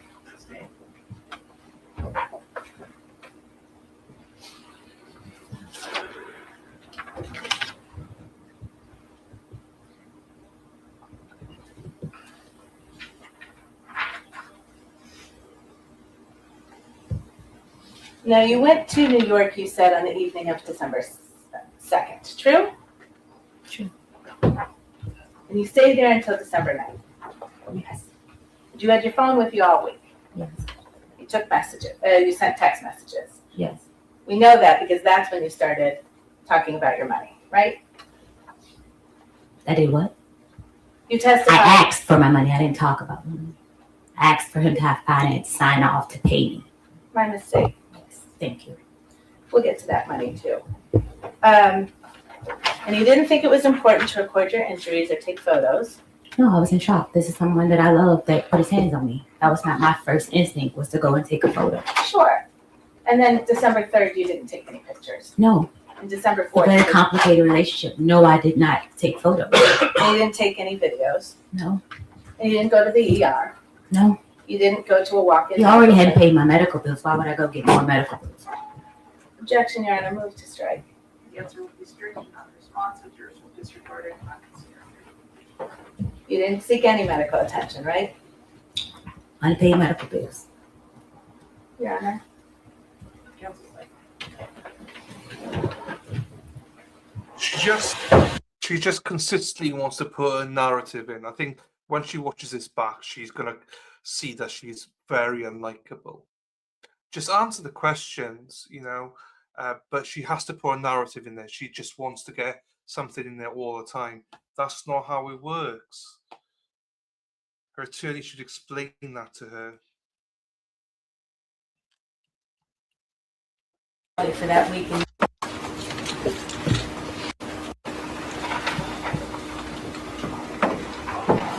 When you were with Shy and Tolly for that week in New York City, you didn't say anything to them about I don't know Tally. I just met Tally on the night of December the 2nd. Okay. Shy Charles has her own. It's a personal relationship with Stefon. I need to be able to ask you questions. Okay, I and thought you I was need to be able to still answering the first question that you said. You didn't let me finish. Ms. Adams, we're going to take it again, just a question at a time. It isn't an opportunity for a narrative. And so let her ask her question, all right, and then answer the question. And if there is, if there's feeling that you're not being allowed to initiate, but just take the question out. Thank you. Thank you. You didn't tell them anything about being assaulted. These are not people I trust to tell anything of that nature to. They're just people that you trust to spend a week with. These are people that I met through Stefon Diggs. I had no choice because they of them had no money. I thought you just testified you had a ticket to Atlanta. That Sonny brought. And then you changed on December 2nd, right? Yes. And then you changed your ticket to Atlanta to go to New York Yes. with Shy and Sonny. I'm sorry, with Shy and Tolly, right? Yes. So you did have someplace else to I go. changed the ticket because I didn't have money for Ubers to get home in Atlanta. Shy was going to pick me up from the airport.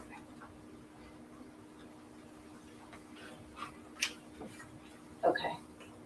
I didn't have a place to stay in Atlanta. I given up my place to stay with Stefon Diggs.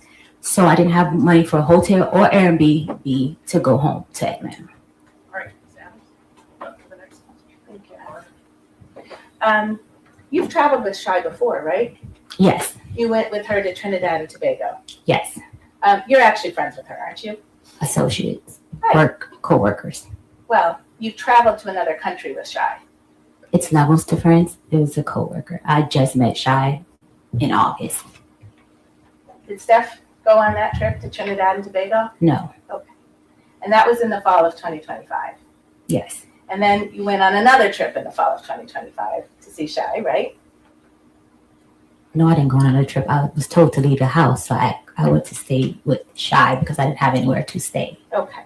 And Shy picked you up in her car, you said? Yes. And can you describe what the inside of her car looks like? It's a white car. I think it's burgundy or something like that. So the outside is white? She burped. Do you hear the burp? Let's listen to the burp again. Describe what the inside of her car looks like. It's a white car. I think it's burgundy or something like that. So the outside is white? Yes. And then the inside is burgundy. If most as I remember, I don't quite can't say exact. Okay. And Shy has a dash cam right in her car, doesn't she? Not that I'm aware of.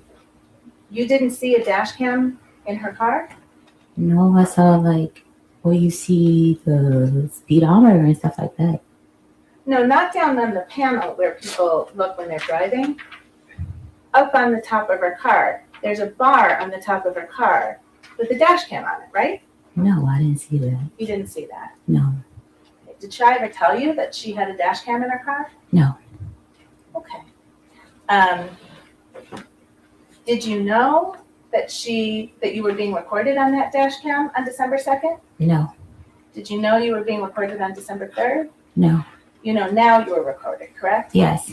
And you've seen the videos that came from Shy's dash cam in her car, true? No. Oh, you haven't seen them yet? No. Your Honor, permission to publish Exhibit 5. I understand it's already in evidence.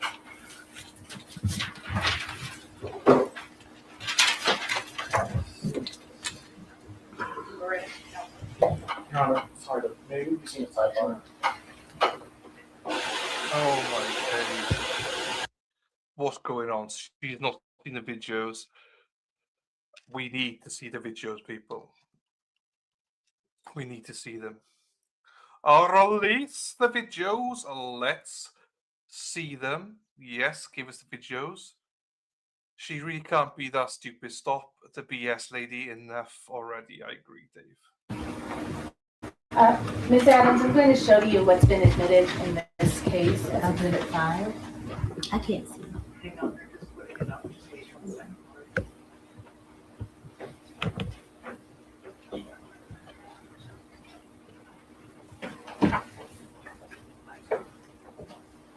And I believe you testified that you first became aware that there were videos of you last week? Yes.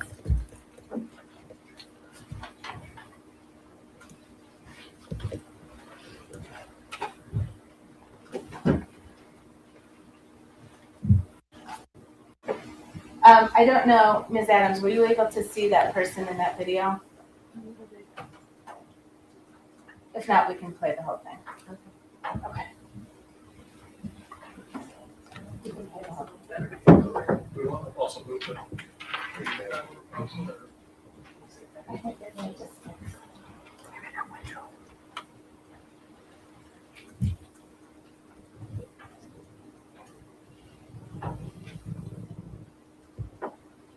So while this is playing, Ms. Adams, do you recognize that person on the video as you? Yes. And you're sitting in the front seat of Shy's car? Yes. And this is you when you were, just after you were picked up from LaGuardia Airport on December 2nd, right? Yes. Was there someone else in the car to your memory? No. I'm sorry? No, not when she gave me that. Okay. Did Tally Moses also get picked up from LaGuardia just after you? No, she got picked up at her boyfriend's house in Queens. Okay. But she was eventually in that car with you. So Shy was driving the car, is that right? Yes. And then you're in the front passenger seat as we see you? Yes. And then did Tally sit in the back behind you? I'm sorry? Behind Shy? Okay. And this was all on December 2nd? Yes. And this is the day you say you were violently assaulted? Yes, that wasn't justified. prove that I wasn't assaulted because I learned how to save face. Okay? Mr. Kettlewell, can we also show the next video? Julian's also in Exhibit 5. Your Honor, just for clarification, there's Exhibit 5, I think is just a number of videos in one exhibit. Thank you, sir. And do you recognize the person in this video? Yeah. And that's you in Shai's car again? Yeah. And this is the next day, right? It's December 3rd. Do you recognize that?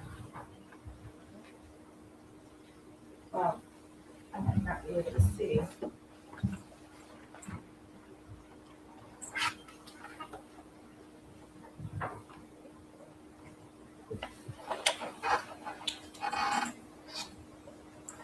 I'll give you, Mr. Kettlewell, is this marked as Exhibit 5 also, the stills? No, the stills are 6 and 7? I should have been marked as Exhibit 7. Do you recognize that person as you? Yeah. And that's you in Shai's car, right? When you visited her in New York City? And you say you don't remember if that's, what date that is?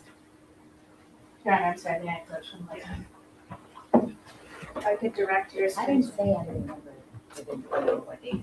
Oh. I can't tell the day. I don't remember. I was in her car, I stayed for another week. Okay. You're telling me it's December 3rd. If I can direct your attention to this line right here.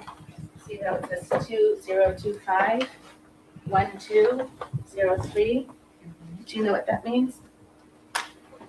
Okay. But this is you on your New York trip with Shai in her car. My New York State is shot. Okay. This has not been preliminarily marked. Bring it.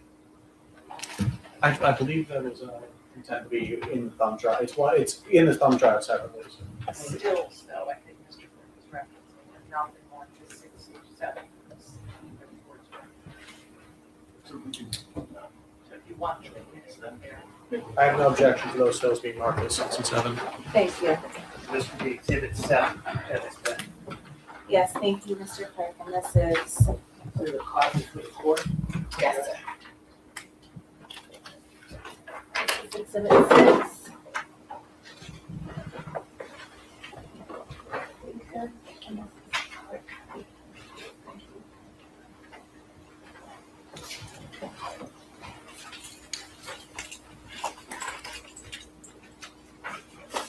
And then you also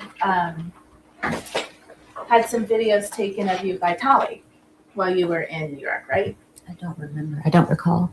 Do you remember? Well, first, you, Shai, and Tolly all stayed in Brooklyn in New York from December 2nd to December 9th, right? Yes. And you all stayed in the same bedroom, Yes. slept in the same bedroom. Yes. And we're together a lot of the time that week. True? Mostly yes. Okay. And there was one night where you and Tolly were kind of goofing around with the video and taking videos. Do you remember that? I don't recall it. Okay. Mr. Kettlewell, can we play Exhibit 8? And, well, before we do, I would move Exhibit 8 into evidence. It's a video from December 6th. Thank you. Just no objection to that for the record.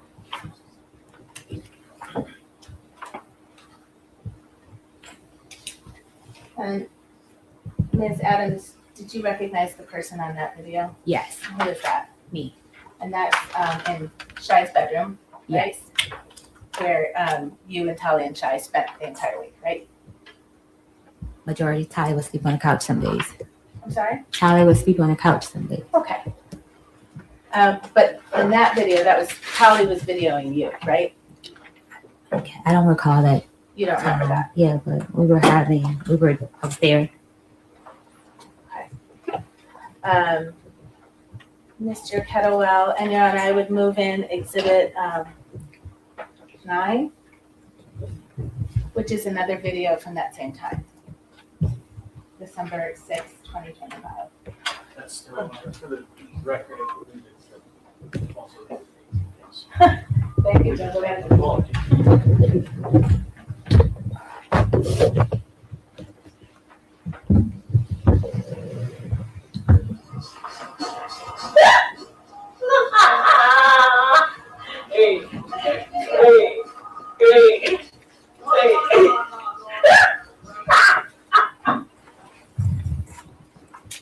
Ms. Adams, that was you on that video, correct? Yes.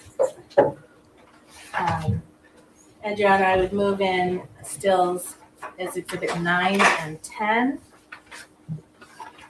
Those are stills from exhibit 8. No objection. Thank you.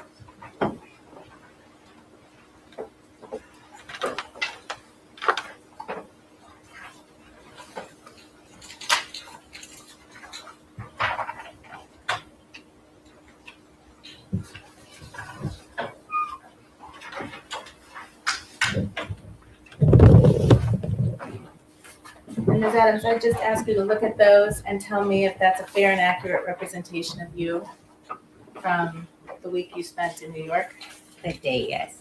on December 6, 2025. Yes. Your Honor, may I publish to the jury? Thank you. For the record.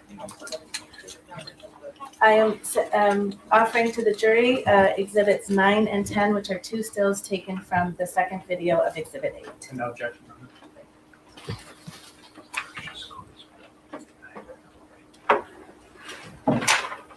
Are there any more video clips, counsel, you'll be using, or can we put the lights back?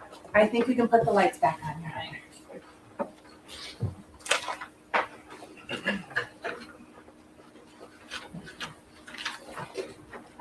Now, Steph and his group got back from Miami to his Dedham home on December 7th, correct? Sure, the day he got back. I got back on I'm sorry? Tuesday. Well, it was late in the night. Tuesday, if I'm not mistaken. The 9th I got. Well, you know he got back to the Dedham house before you did. I didn't know that. When I got there, I realized that he was there. I was in no communication with him on what day he was coming back. But you were in communication with him. To ask for my pay, yes.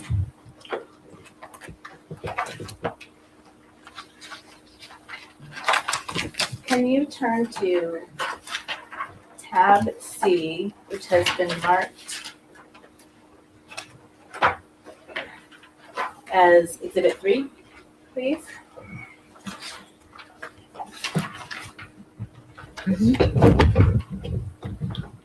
And you testified about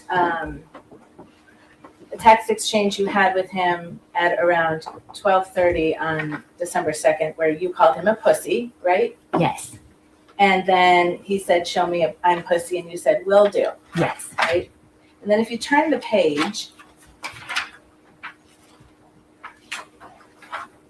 if you look to the next message from you, so in exhibit 3, there are bubbles, right? There's blue bubbles you see and green bubbles. Yes. And do you understand the green bubble to be Steph Diggs messages Yes. and the blue bubbles to be your messages? Yes. Okay. And if you look on the page, I hope you're on the right page. It ends in that number on the bottom right corner at 118. Do you see that number? Madam May I approach? Yes.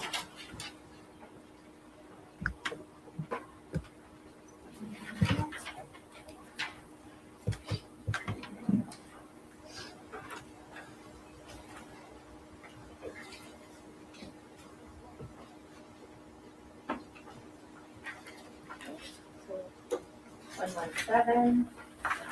It's the page we just looked at. Looking at 118, your first message. And do you see down here these numbers here? Yes. So this message was sent on December 5th, correct? Yes. All right, and you sent it. Yes. So now this is 3 days after the violent assault that you talked about. Right? Yes. And what did you say in that message? How can you approve my pay with finance, please? I have to pay my insurance this month. Thank you. Please and thank you. Okay. And then if you could look at the next message. Actually, you know what? Let's not do that. Let's hold that for a second. So you were texting with Steph Diggs in the week you were in December. I'm sorry, in the week in December, you were in New York, right? I texted upon one time. Okay. But your testimony is you don't know when he was coming back to the Dedham house. I didn't. I didn't know the exact date. You didn't. But you knew he was coming back. Yes. Because that would be important to know, right? I've worked in this industry. I went off of a previous client schedule. They normally will return on Tuesday. So Well, I was in guest mode. But the last time you saw Steph Diggs was when he was assaulting you, you said. That wasn't the last time I saw Steph Diggs. I said here that I walked in his room after the assault before I was leaving to give him his birthday. That's right. Yes. Okay. You gave him a birthday gift after the assault happened. We were friends for 4.5 years with a very complicated relationship. Okay. So if I could ask you actually to turn to Exhibit 4, which is behind the tab D. And Your Honor, this is an evidence. And if you look at that number on the bottom right corner, turn to the page that ends in 173.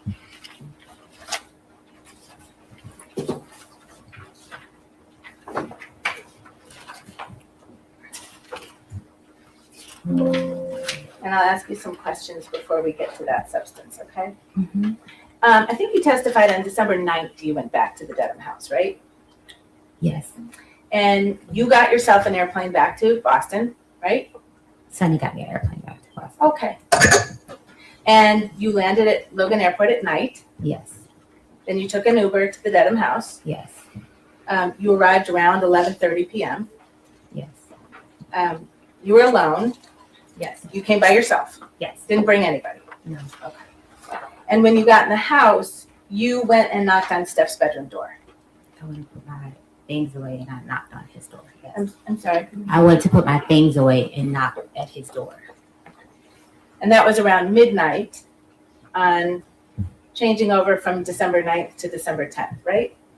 That's what it says here. I don't recall the time, but it's what the messages say. Well, he didn't open his door, did he? His code was different. He changed the codes when I came back. Right. Because in that house, the bedrooms all had key codes on each door, That didn't he they? controlled. Yes. Did the bedrooms all have key codes on that door? Yes, that he controlled. I'm sorry. This is a yes or no question. See if you can try it. Did all of the bedrooms in that house have different key codes on them? Yes, that he controlled. So you can. What do you mean? You had a key code on your door, right? Yes. And if it was shut, it would be locked, right? No. The door had issues. I would often text Sunny, could she check and make sure my door was locked? I'm sorry, when did you text Sunny to please check if your door was locked? When I left the first week of November, when he made me leave to have female guests over. Your Honor, let's just try. That answer is now responsive will be stricken and the jurors will disregard it. So on December 9th, round about midnight, when you got back to his house alone, Yes. you went and knocked on his door, right? Yes. And he didn't open it. I didn't knock. I tried to get in the door. Okay, you tried to walk into his door. No, that's how I would go in his room. I would unlock his door. Sure, just like always, right?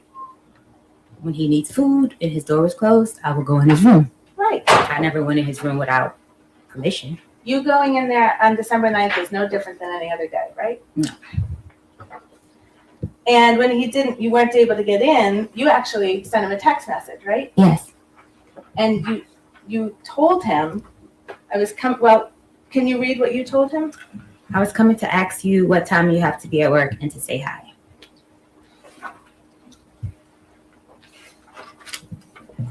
Okay. And then you just went right back to work, right? Yeah, I went to bed. I'm sorry? I went into my room and went to bed. You went into your room and you went to sleep Yes. by yourself Yes. in the house. Yeah. With Steph Diggs there. Yes. And then the next morning you got up and you made him breakfast. Yes. Now you told Officer Ellis when you reported the assault that you left your position on December 2nd. you remember that? I was saying I left the house. I didn't leave my position. I was really going back to get my things. I had no plan, with nowhere to go, so I needed to be nice to him.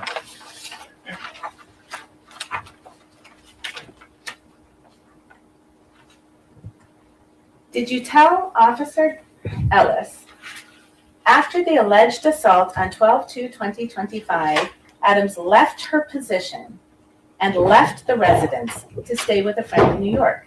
Left my position mean I left to get on a plane and go. I didn't tell him I quit. That didn't mean that I quit. You didn't quit. No. Did you tell Officer Ellis that on 12/9/2025, you returned to the house just to get your property? Yes, I was going to get my property. But you were also going to work for a while first? Basically, I was going to get my property. I was trying to get my money. I asked Mr. Diggs the next day about my money when I returned to the house. And you kept on cooking and doing your job for a whole nother week, didn't you? No, I stopped cooking. If I'm not mistaken, I didn't cook over the weekend because I said on the 11th, I asked Mr. Diggs in front of his mother and Shy Charles about my pay. Okay, That was another text. I'll ask a different question. Okay. On several days of that week, you simply kept doing your job, And right? asking for my pay. That's a yes or no question now. Oh, yeah. Yes. You kept doing your job. Yes. Officer Ellis was wrong when he wrote that you left your position on 12/2. I left the house. So him putting position didn't mean that I left my job as a chef. I left the house on December 2nd. So you told Officer Ellis that you left your position, but you meant you left the house to go to New York. So I left for the day. It wasn't that I was saying I quit or saying it in a way that I quit my job. I didn't say that. You've mentioned Mr. Diggs' assistant, Sunny, a couple of times, right? Stealing Sunny, yes. I'm sorry? Stealing Sunny, that's what he calls her. Your Honor, I move to strike, and I'd ask that the witness be instructed to please answer a question. That answer will be certain in the jurisprudence. And if you don't understand the question, please ask the counsel to restate it. Thank you, Your Honor. Sunny was a friend of yours, wasn't she? No, Ms. Adams, you texted Sunny all the time, didn't you? because that was my contact. Go to contact for payment, go to contact if I didn't have access to his card or I didn't have money on my card to order food. And we would discuss things at work.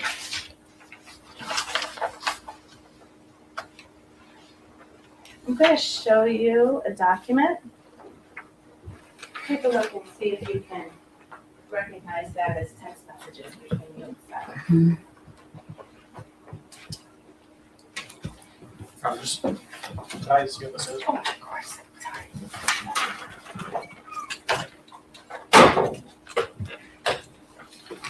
Thank you.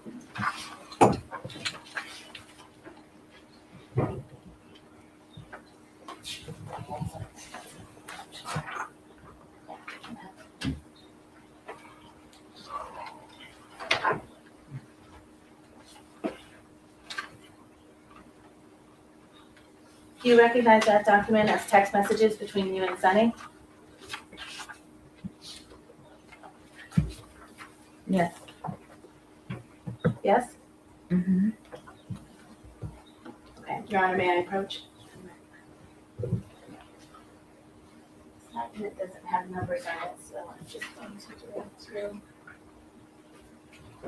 Do you see where the messages start on Thursday, December 11th, at 7:44 a.m.? You see that? Yes. And this is an exchange between you and Sunny, right? Yes. And you write to her, morning, did you change my door code, right? Yes. And that's what you were just talking about. Each door has its own door code in Steph Diggs' home, right? Yes. And you were having trouble getting into your door code on December 11th. Yes. And had you been having trouble getting into your door code since you got back on the evening of the 9th and 10th? When I walked in on the 9th, it pushed right open. Okay, all right. So it changed in somewhere around there. When the morning, maybe when I walked out the door, that morning I made breakfast. If I'm not mistaken, that's the morning that, Yeah, ma'am, I'm just gonna stop you because Okay. it's not responsive. all right, All right? So on December 11th at 7:44, you asked Sunny, did you change my door code? And she says, no, I don't know the code, right? she doesn't have access to change code. Okay. And she says, Rich, question mark. Who's Rich? Rich was like, somebody that helped around the house. He was like a maintenance guy, I don't call him that. someone to help around the house. He did a lot of stuff for Mr. Diggs. Okay. He wasn't And a he was at the maintenance house a person. lot, right? If we needed anything, yes, we would call Rich. Okay. And you say to Sunny, I asked, he hasn't answered yet. And then you say they changed it, right? Yes. Sunny asks, who changed it? Your Honor, maybe we can see inside.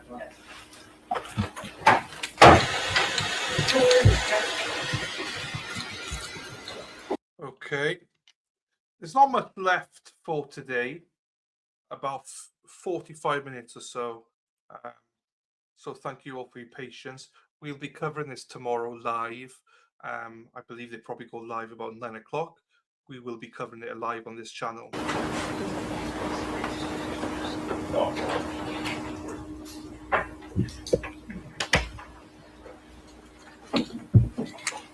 All right, so you say they changed it, right? And Sunny asks, who changed it? And what did you say to Sunny? He said they.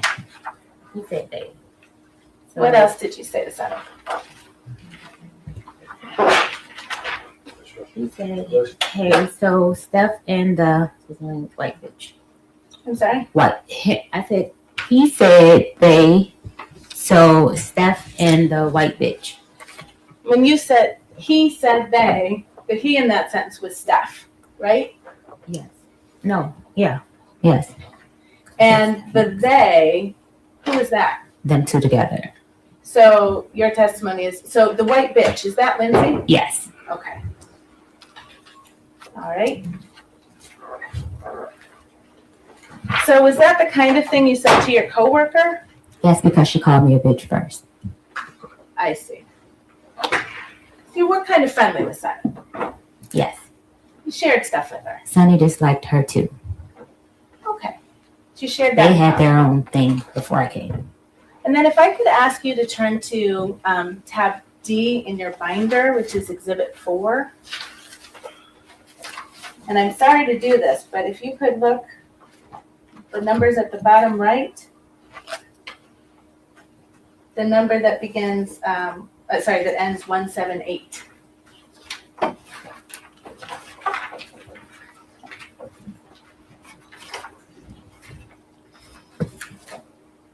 You there? Mm-hmm. Okay. And so that text exchange with Sunny, that was at 7:44 a.m. on December 11th. Yes. All right. And if you look at these messages on page 178 of Exhibit 4, this blue message at the top is something that you sent on December 11th, 7:52 a.m. Do you see that? Yes. And you sent it to Steph. Yes. What did you say to Steph? Did Lindsay change my door code? And why can't I get into my room? Okay. And then you and Steph kind of have a back and forth about the codes and why can't you get in, right?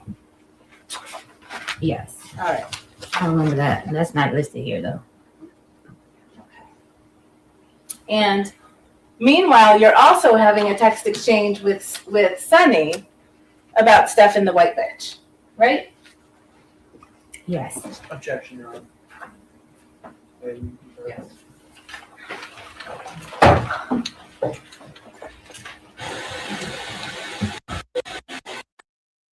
You and Steph have some back. Thank you, Your Honor. So you and Steph have some back and forth that same morning, December 11th, right? In text message. And he explains to you, if you can turn the page to 2 pages in, to page 180. He explains to you, I didn't know if you were going, if he was going to come back or not, so I had him changed. Right? If I know why he had the door lock changed. Is that what he wrote to you on Yes. December 11th in the morning? Yes. Okay. And what did you respond?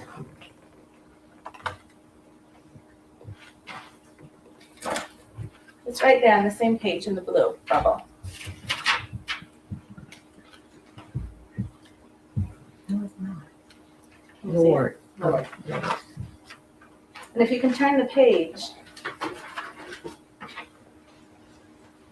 Steph wrote, shit you was saying, it was like it was over with.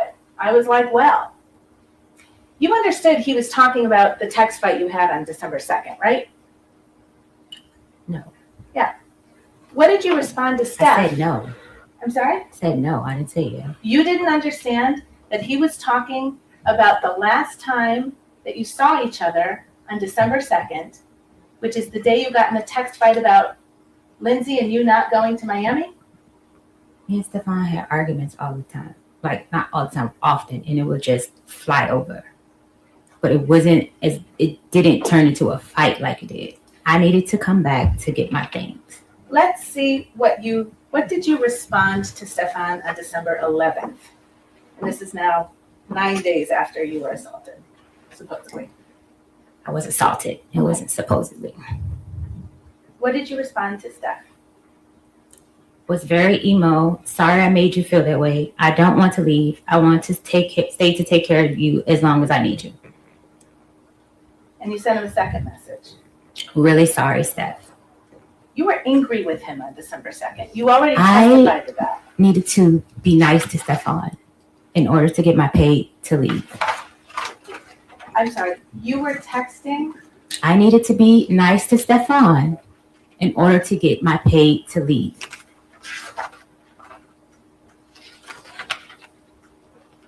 Let's talk about your pay. Yes. You admit that you were apologizing to him about December 2nd, your behavior, don't you? I was being nice to Stefon to get back in his good graces to get paid. You were apologizing for your Not behavior. by choice. You were apologizing to Stefon Diggs by text on December 11th for your behavior on December 2nd. Not by choice. Is that a yes? That's a not by choice. It's a yes or no question, ma'am. I don't know what that would be a yes or no question. It's a yes or no question. If the witness is saying she can't answer that yes or no, she can have the. Okay.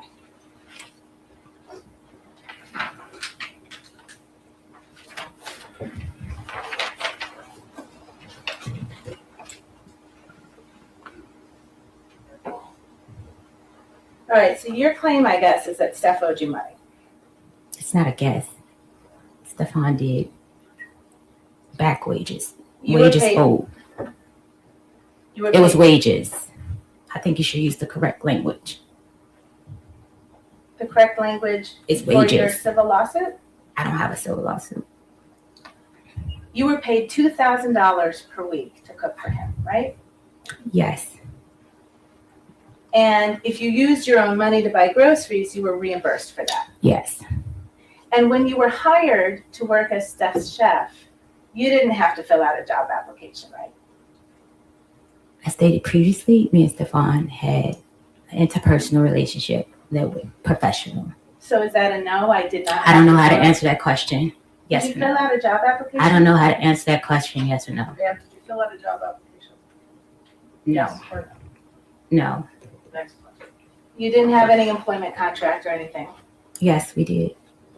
Did you sign a written employment We contract? had a verbal text contract. Okay. You didn't have to interview with anyone to get the job, right? He knew my skills. So on December 1st, this is the day before you say you were assaulted, you submitted an invoice to be paid, didn't you? Yes. And can you explain to the jury, so you weren't just automatically paid? I was supposed to be. They sent maybe 2 automatic payments, and then the rest was I would have to go through Sunny. Right, you'd have to confirm with Sunny you worked that week, right?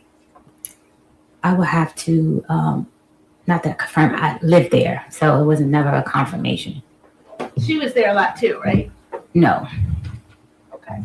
So you did have to confirm with Sunny if you worked there or not. not that I worked. I had to confirm with Sunny my reimbursements. I lived there.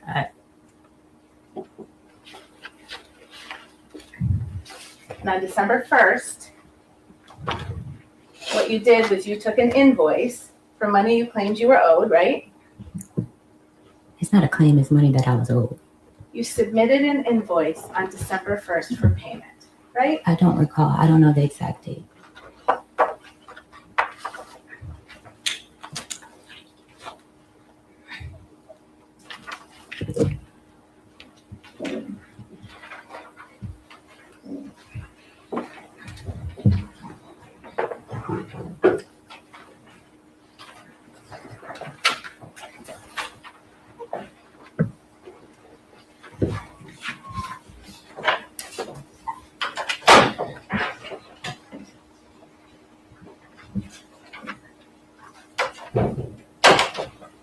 Have you seen this document before?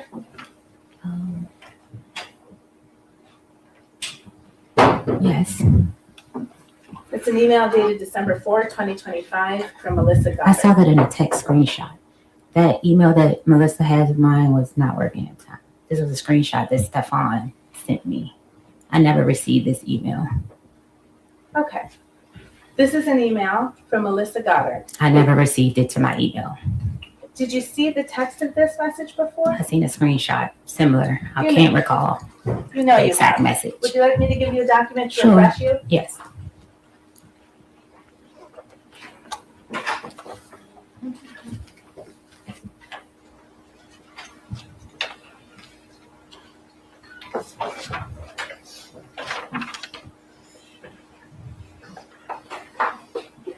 She's put herself in a hole after hole after hole. Oh, sorry, Your Honor. I am, if you want to give the jury a break, it's just going to take me a couple of minutes. Why don't we just take a 5-minute straight break? Thank you, Your Honor. I just don't want to waste time.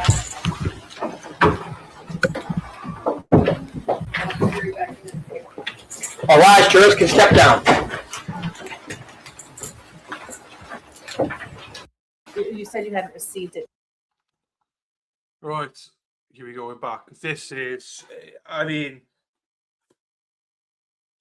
she's a hostile witness. She's, yeah, I agree with everybody that this is the state's key witness, and this ain't good.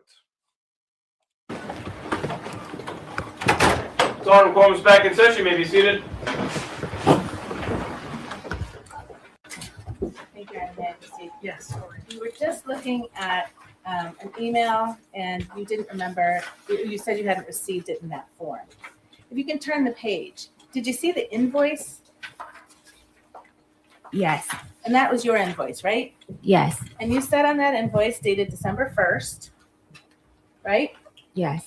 That you were owed payment of $2,000 for three weeks in November, right? Yes. And you were owed grocery reimbursement for $3,179.06, right? Yes. And that was what you submitted to get payment. Yes. And you said you didn't receive this email, but you remembered getting it by text message, right? Yes. Okay. And so you have read and you remember seeing the substance of this email, true? Yes. Okay. And this is a response to your invoice, right? I don't recall because Stefon was refusing to pay me for the week he sent me home. Well, Melissa Goddard writes on December 4th, I appreciate you may not have received this on December 4th, but she writes, "Thank you for providing an invoice. I've attached a readable PDF." Okay.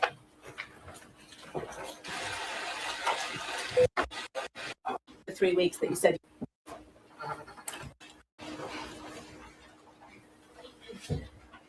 And it turned out, Ms. Adams, you had gotten paid for 2 of the 3 weeks that you said you hadn't gotten paid for, right?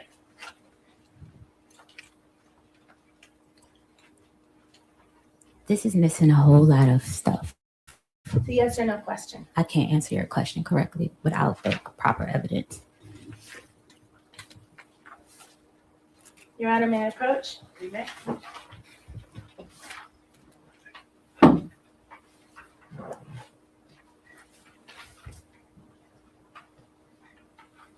Do you recognize this document as text exchanges between you and Sunny?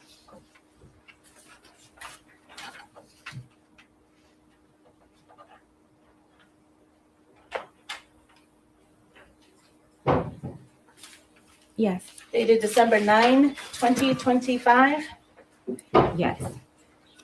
and you're the person in the bubbles on the left? Yes. And you write to Sunny, hey, so I looked over my transfers, payment history, and they sent payments, 11/7 and 11/21, totaling $4,000. See that? Yes. So you knew that you had actually been paid for 2 of those 3 weeks that you tried to get paid for again, right? What's your name? I never got your name. Did you know I that don't you know. had I been was trying to paid? address you by your name because I'm not this. I don't know. I can't answer that question correctly. You knew on December 9th that you had been paid for 2 of the 3 weeks. She was caught in a lie. And now she's like, uh-oh. Uh-oh. You said you hadn't been paid for, didn't you? I don't understand the question. You just acknowledged you wrote it to Sunny. I was supposed to be paid for the week I was sent home. So Okay. I sent the incorrect amount because I didn't know he wasn't paying me for that week. Right, so you sought $6,000 instead of $2,000. That's my calculations was. Right.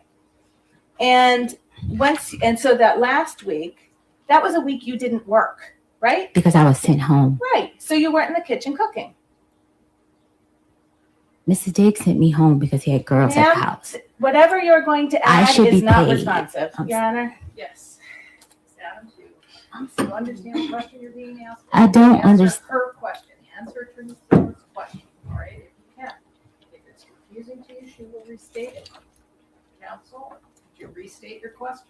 Yes. So you weren't in the kitchen cooking that week, right? No. Okay. If you can turn back to tab D, the page that ends with Just quickly, Murph, she claimed that she was owed $6,000 and whatever. And there's text message evidence from her to Stefon Diggs' assistant stating that she's been paid $4,000 of the 6. However, the last week, which she's claiming the $2,000 for, she actually didn't work it. So technically, he owes her nothing. So her claims are false. 171, this is Exhibit 4. It has been marked and admitted into evidence. Let me know when you get there. Indeed. You there? Mm-hmm. So these are both, on this page, these are both blue bubbles. So this is your text messages, right? Yeah.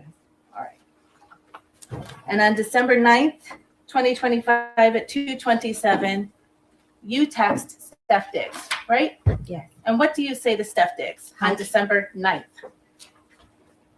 Do you need help finding it? What's the last? 171. I can help you find it if it.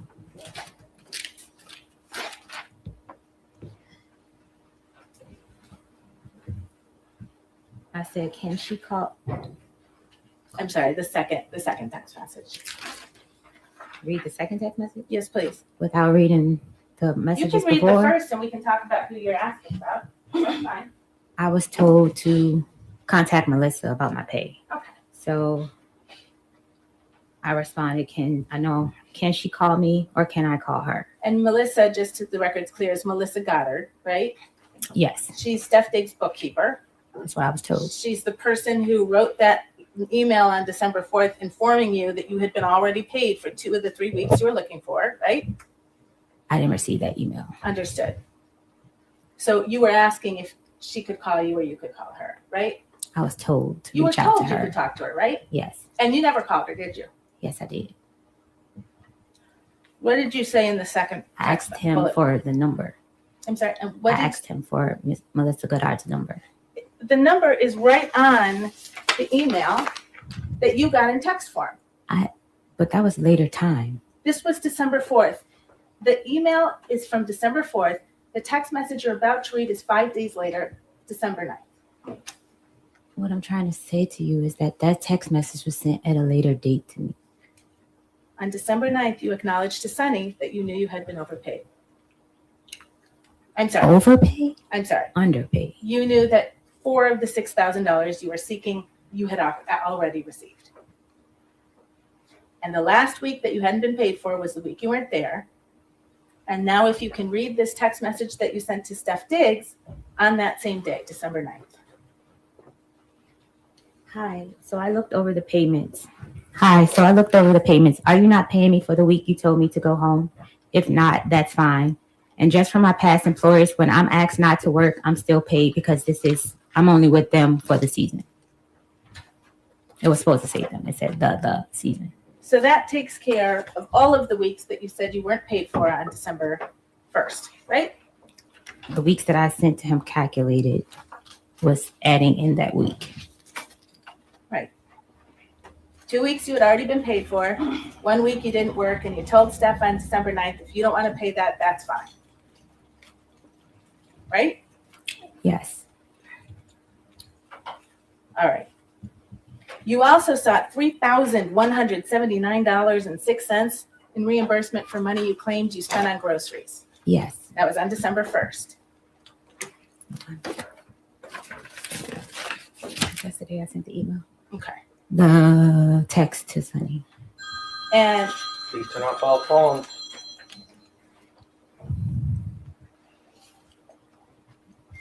you knew that you needed to submit receipts to justify that level of expense on groceries. That's what I did. Yes. Is your testimony here under oath that you submitted receipts justifying $3,179.06 spent on groceries out of your money? It was messed up. Was off. Something was off. Some receipts were the wrong receipt and we cleared it up.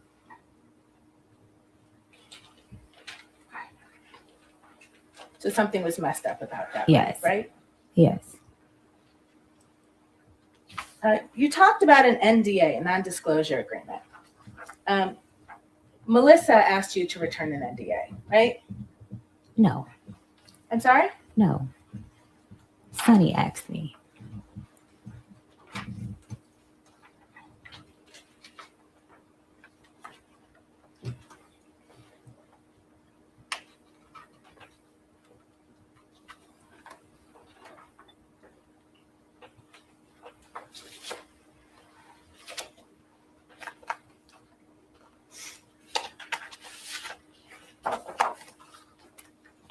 You received an email from Melissa Goddard on December 13th, right? Melissa and Sunny, I was having problems with the email, the same email. Yes or no question, ma'am. I can't answer that correctly. May I approach, Anna?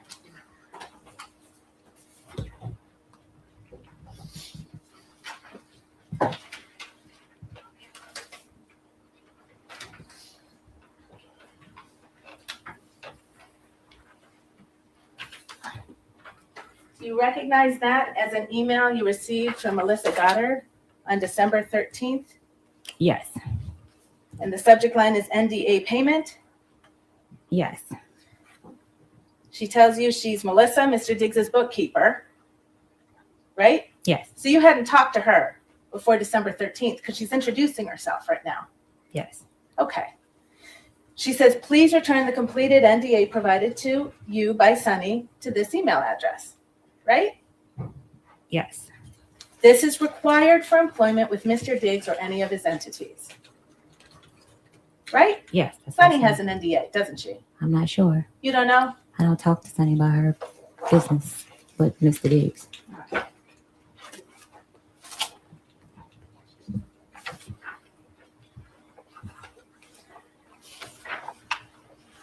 You had some text messages with Mr. Diggs on December 13th, right after you got that email, didn't you? I don't recall the date. I would like to see. Let's go back to Exhibit 4. It's tab D, page 195.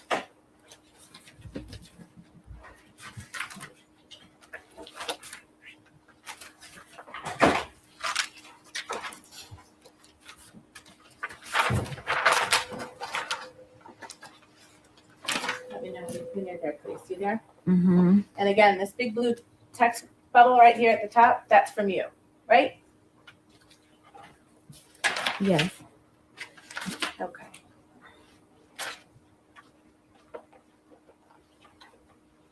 And you write to Steph on December 13, 2025, you sitting here playing in my face. It's 700 some comments and none saying you effing Lindsay. Not a one. So if I told someone that, why it's not in a blog? You're still talking about that blog, that anonymous blog that caused you to get mad at Steph on December 2nd, right?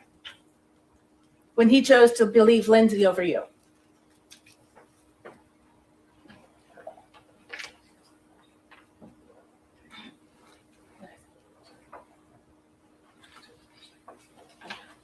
I'll clarify. Thank you, Mr. Virtue. On December 13th, you're still mad about the issue that led to Steph believing Lindsay over you. From my recollection, he didn't. I'm sorry. On December 13th. I can't answer that question correctly without the previous text from Mr. Diggs. You write, not a one. So if I told someone that, why it's not in a blog? You believe it and now sign an NDA. Send me my money. You sitting here playing in my face. Isn't that what you said? Yes. Okay. You were mad about the NDA because you thought you had to sign it because Steph believed you leaked something, right? Yes. Didn't have anything to do with an assault. What did you say? You thought the fact that you were being asked to sign an NDA was an indication that Stefon still didn't trust you, right? No. But you're talking about Lindsay and a blog to him the same day you get an email from Melissa asking you to sign an NDA, right? Stefon knew that. I know. Yes so or no I question. can't answer that question without explaining.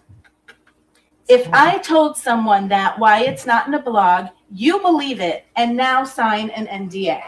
Those are your words, right?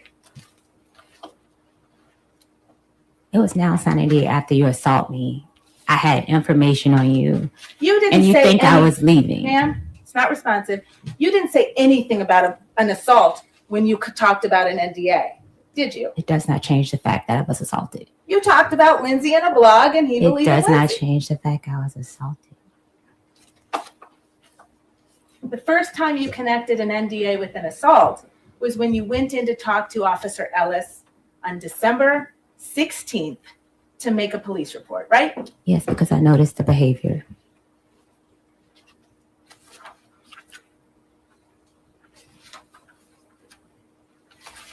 And that was the same officer that you didn't need to be honest with about some of the details about your relationship with Steph, what happened on December 2nd, when you left your position, why you went back to his house on December 9th. True? I don't understand the question. Can you repeat it? All of those things that you said to Officer Ellis on December 16th were not true. You had a fight with Stefon Diggs on December 2nd over text about Lindsay and a blog and him believing Lindsay. Not about money, right? It was about money. The last text that I sent to Mr. Diggs was about money. It was a bit of a compound question. Yes. It's true, Your Honor. I will. Let's turn back to the text messages between you and Steph after you sent that text message to him on the 13th, connecting the NDA with Steph's believing Lindsay. I didn't say believe in Lindsay. Then there's no question in front of you. You and Stefan got in another text argument about that issue, right? And if you could turn to page 201.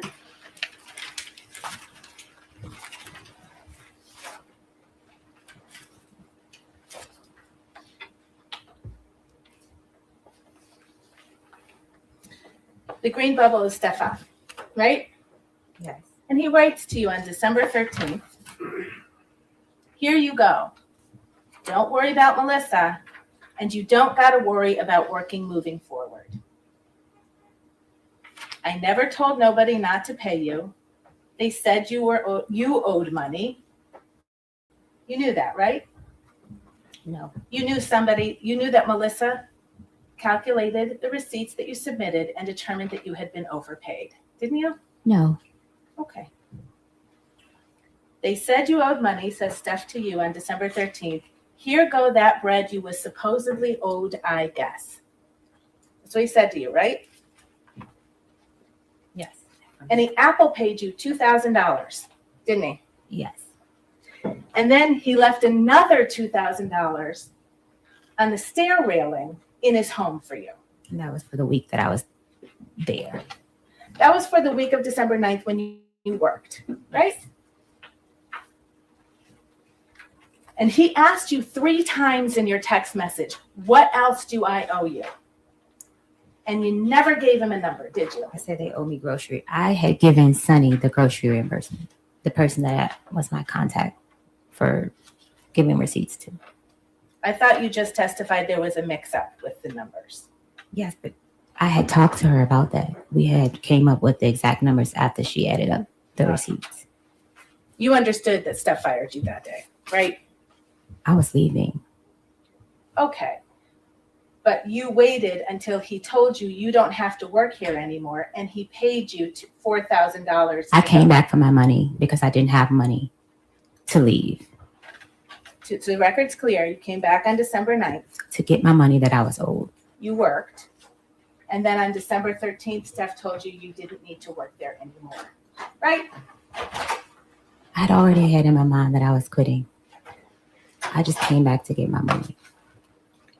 You were furious with Steph on December 13th, weren't you? No. No? No. Do you remember that Shy Charles was actually at Steph's house that day? Yes. And she was braiding his hair. Yes. And she was staying downstairs. She was going to stay overnight. Yes. And she finished braiding his hair around midnight. Yes. And then you came down from your room to talk to Shy. Yes. And you did that because she was your friend. My coworker. We were cool. And she's the person you spent that week in New York with. December 2nd, the day you were supposedly assaulted, until December 9th, when you came back to the Dedham house, right? And you sat with Shy and you talked to her until 3 a.m, didn't you? Yes. You told her you were finished with Steph Diggs, didn't you? I told her in the middle of the week I was coming back to get my money, and I was trying not to be there when she came to braid his hair. You made Shy a kind of confession in that conversation, didn't you? A kind of confession? Yeah. You told her Steph was going to pay. No, I did not. I do not recall. I'm going to remind you you're under oath, and I'll ask you that question again. Did you or did you not sit with Shy Charles on December 13th, a few hours after you were fired from your job, and tell Shy that Steph Diggs was going to pay? No. Did you tell Shy you were going to sue Stefan? No.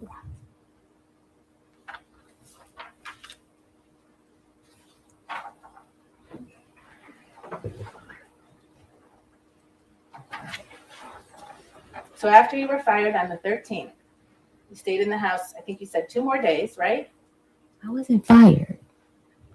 After Steph Diggs told you you didn't need to work there anymore and paid you all the money That day you went back. that you claimed you were owed, you stayed in the house for 2 more days, right? I had to get a plane ticket and I had to find somewhere to stay. Okay. And then when you left his house, you went to the Dedham police station. No. You went to the Dedham police station on December 16th, I left his house on the 15th. You testified, and on your direct examination, you left on the 16th. I left Stefon's house on the 15th. I went to the Dedham police station on the 16th. Okay. And you told them he'd assaulted you 14 days before. On December the 2nd. And you had to pick a day that was long enough ago that it would explain why you didn't have any injuries, right? Objection. Sustained.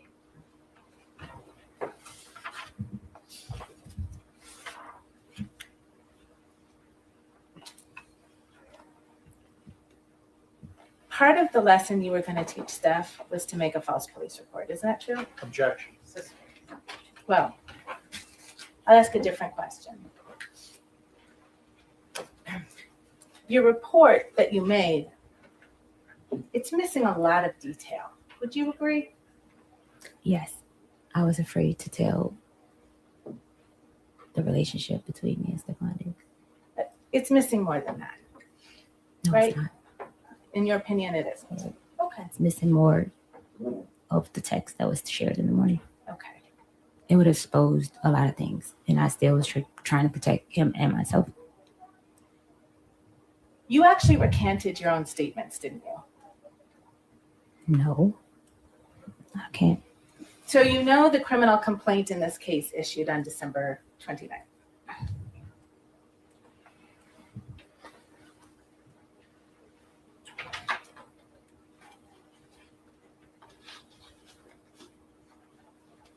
Right? You know, What? No, I don't know that. well, you're the complainant in the case. Is it your testimony you weren't notified that this case was going to be brought forward to the court? I don't recall. It was big news. No one reached to me that I recollect.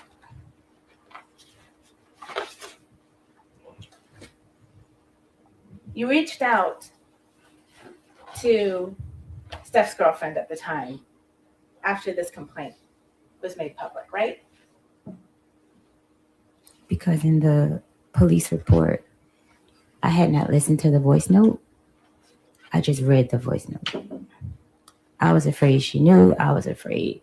Ma'am, it's a yes or no question. I can't answer that question. After this complaint became public on December 29th, you reached out to Steph's girlfriend, didn't you? I can't recall the date, but yes. May I approach you on that? Counsel actually approached that.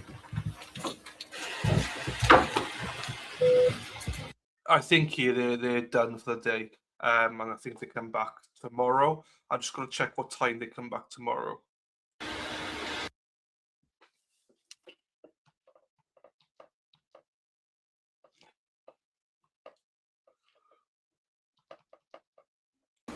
Including recessing for the day. And I want to remind you not to discuss this case with anyone, including your fellow jurors, family members, or friends. And I also want to state you're not to allow anyone to discuss this case with you or in your presence. I'm going to ask you not to stop in the public areas of the courthouse, to leave the courthouse directly, and then tomorrow morning to return directly to the jury room, all right? And again, you must not read, watch, or listen to any news accounts or media reports about this case, and you must not conduct any independent investigation of any kind, including on the internet or otherwise. So please keep an open mind, do not form or express any opinions about this case until it is submitted to you for your deliberation. We will resume tomorrow. I'm going to ask you to be in the jury room by 8:45. All right? With all of that caution, have a nice night, and thank you for your attention. All rise, jurors can step down this way, please. Okay, we wait for jurors to leave. Then we'll see if there's any more said, and if the attorneys put anything else on record. And we'll probably see Stefon leave the courtroom.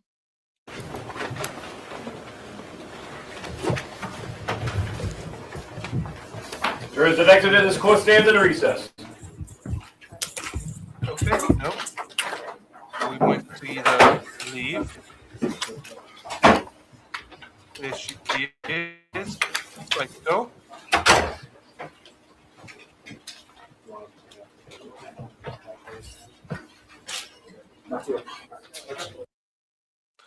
I mean, wow.